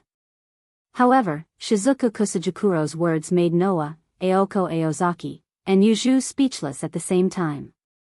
"I want to work outside." "Work outside?" Aoko Aozaki's eyes twitched, and Yuju raised her eyebrows. Even Noah was stunned. Work outside? In this situation where his life was in danger and he didn't even know if he would die in the next second, Shizuku Kusajikuro actually wanted to work outside? Did this wild child know that Aoko Aozaki and Yuju wanted to kill him because they were afraid that he would talk nonsense outside? He still wanted to go outside? And to work outside? I have to say, I underestimated your courage and overestimated your brain capacity. Noah rolled his eyes. Shizuku Kusajikuro, is working outside more important than your life? It was such an obvious question, but in the end, Shizuku Kusajikuro seriously thought about it and immediately gave such an answer. Both are important. Huh? Everyone was stunned. Although my life is important, if I don't work, I can't earn money. Shizuku Kusajikuro felt dissatisfied from the bottom of his heart. Money is a very convenient thing, you can buy anything, but without money, you can't get anything, not even food. If I can't earn money, even if you don't kill me, I will starve to death.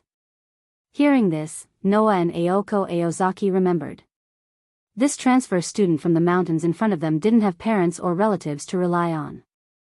In Sano City, Shizuku Kusajikuro could only rely on himself. If Shizuku Kusajikuro didn't support himself, then he would indeed die. However, after Shizuku Kusajikuro said this, Noah also remembered. I almost forgot that I still have a job as a tutor. Such an untimely sentence made Yuju dissatisfied and stared at Noah. You have to protect our safety. I know, I will call and ask for leave later. Noah said regretfully. If I don't go this time, I will lose a full 100,000 yen. 100,000 yen? Shizuku Kusajikuro's mouth directly opened into an O shape. Not to mention Shizuku Kusajikuro, even Yuju covered her mouth, and Aoko Aozaki was stunned. Your tutor's salary is so high. I teach homework and piano together, and the target is 2 or 3. Noah didn't know what kind of shocking fact he said, and said to himself. That family is quite rich, so they can earn about 30,000 yen in an hour. 30,000 yen an hour? Aoko Aozaki and Yuju looked at each other. 30,000 yen? Shizuku Kusajikuro looked at Noah with eyes full of admiration. I work 3 jobs a day, and I only get 70,000 yen a month. That's not strange, after all, your duty is to be a student, and you have to spend 3/4 of your time on learning, so it's not strange that you don't earn much. Saying such a sentence, Noah frowned. I can't go to tutor recently, didn't I lose hundreds of thousands all of a sudden? Hearing this, Aoko Aozaki felt sorry for Noah, and even Yuju turned her head away as if she had sinned. After all, it was these two girls who made Noah lose so much money. On the contrary, Noah just frowned, but didn't feel sorry at all. He came in front of Shizuku Kusajikuro, and stretched out his hand. Under the limited state, a little bit of magical power was released and gathered in Noah's finger, making Noah's finger emit light. Then, Noah moved his finger on Shizuku Kusajikuro's chest, and wrote a rune. A glowing rune immediately emerged from Shizuku Kusajikuro's chest, and then disappeared into Shizuku Kusajikuro's body. This is the burning runa. Noah showed Shizuku Kusajikuro a smile that made him tremble with fear. Shizuku classmate, don't talk about magic and us outside, otherwise, it will burn and turn you into a piece of charcoal. Shizuku Kusajikuro tightly pursed his lips, and his head repeatedly nodded, indicating that he understood. It's good that you understand. Noah came in front of the sofa and sat down. Then you can go out, remember to come back before 10 o'clock, or it will still burn. Okay. Shizuku Kusajikuro, with a depressed expression, walked out of the living room. On the side, Yuju stared at Shizuku Kusajikuro's back, her eyes full of displeasure, as if she was against letting Shizuku Kusajikuro come back.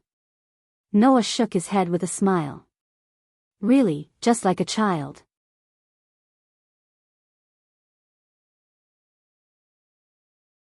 Chapter 326. Not long after Shizuoka Kusanagi left the living room, the sound of the door opening and closing could be heard from the front entrance. After Shizuoka Kusanagi left the mansion, Yuju retracted her gaze from outside the living room and turned around. Her eyes were still full of dissatisfaction. Do you want him to stay here until you learn how to forget like nuns? Along with this sentence was Yuju's resistance that everyone could feel. Looking at the cold light flashing in Yuju's dark eyes, Noah knew that if Shizuoka Kusanagi really came back to the mansion and stayed here, Yuju would definitely go crazy.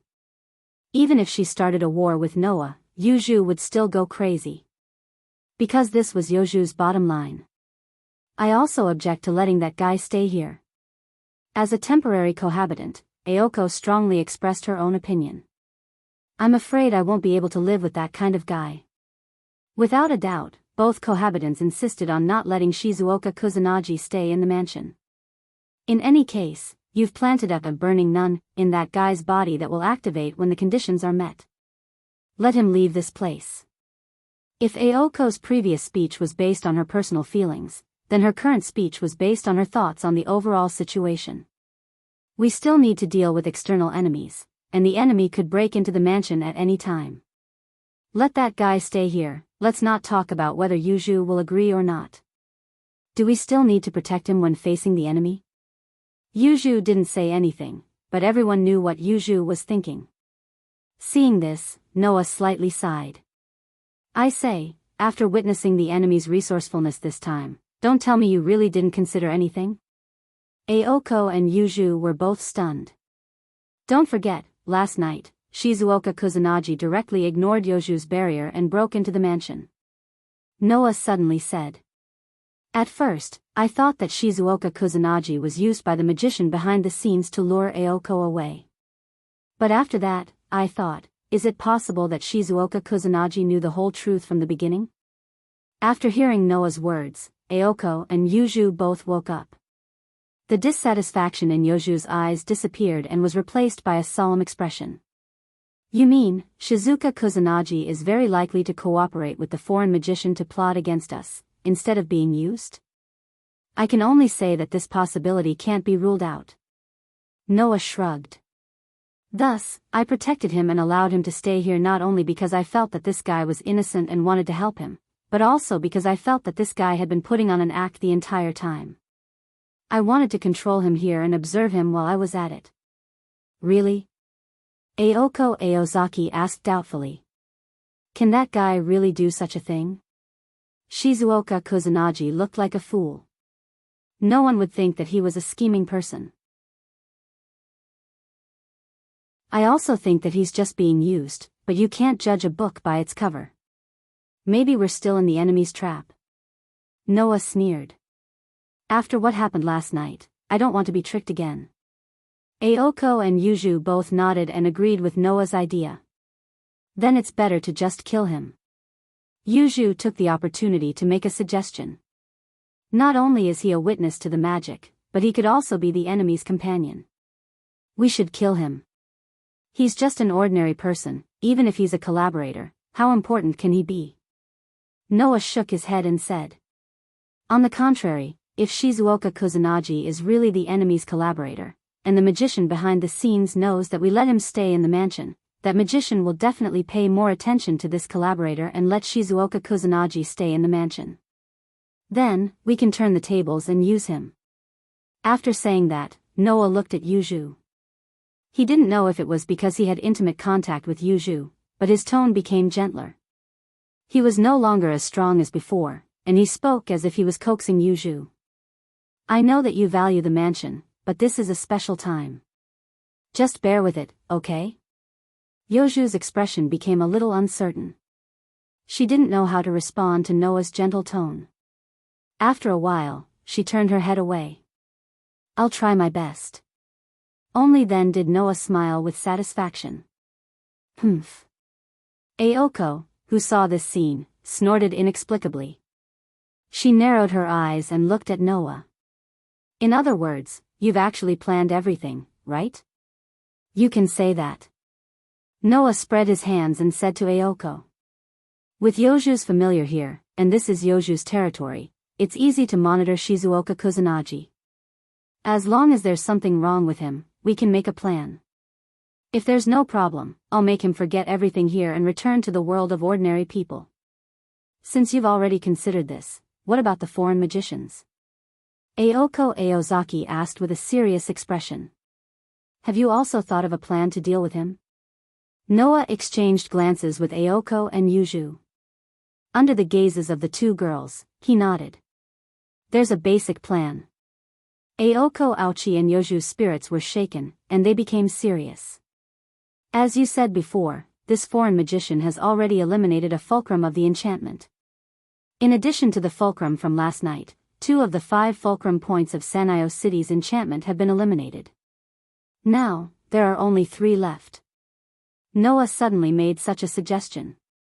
I hope that you can directly eliminate 2 of the 3 fulcrum points in Sanyo City, leaving only 1.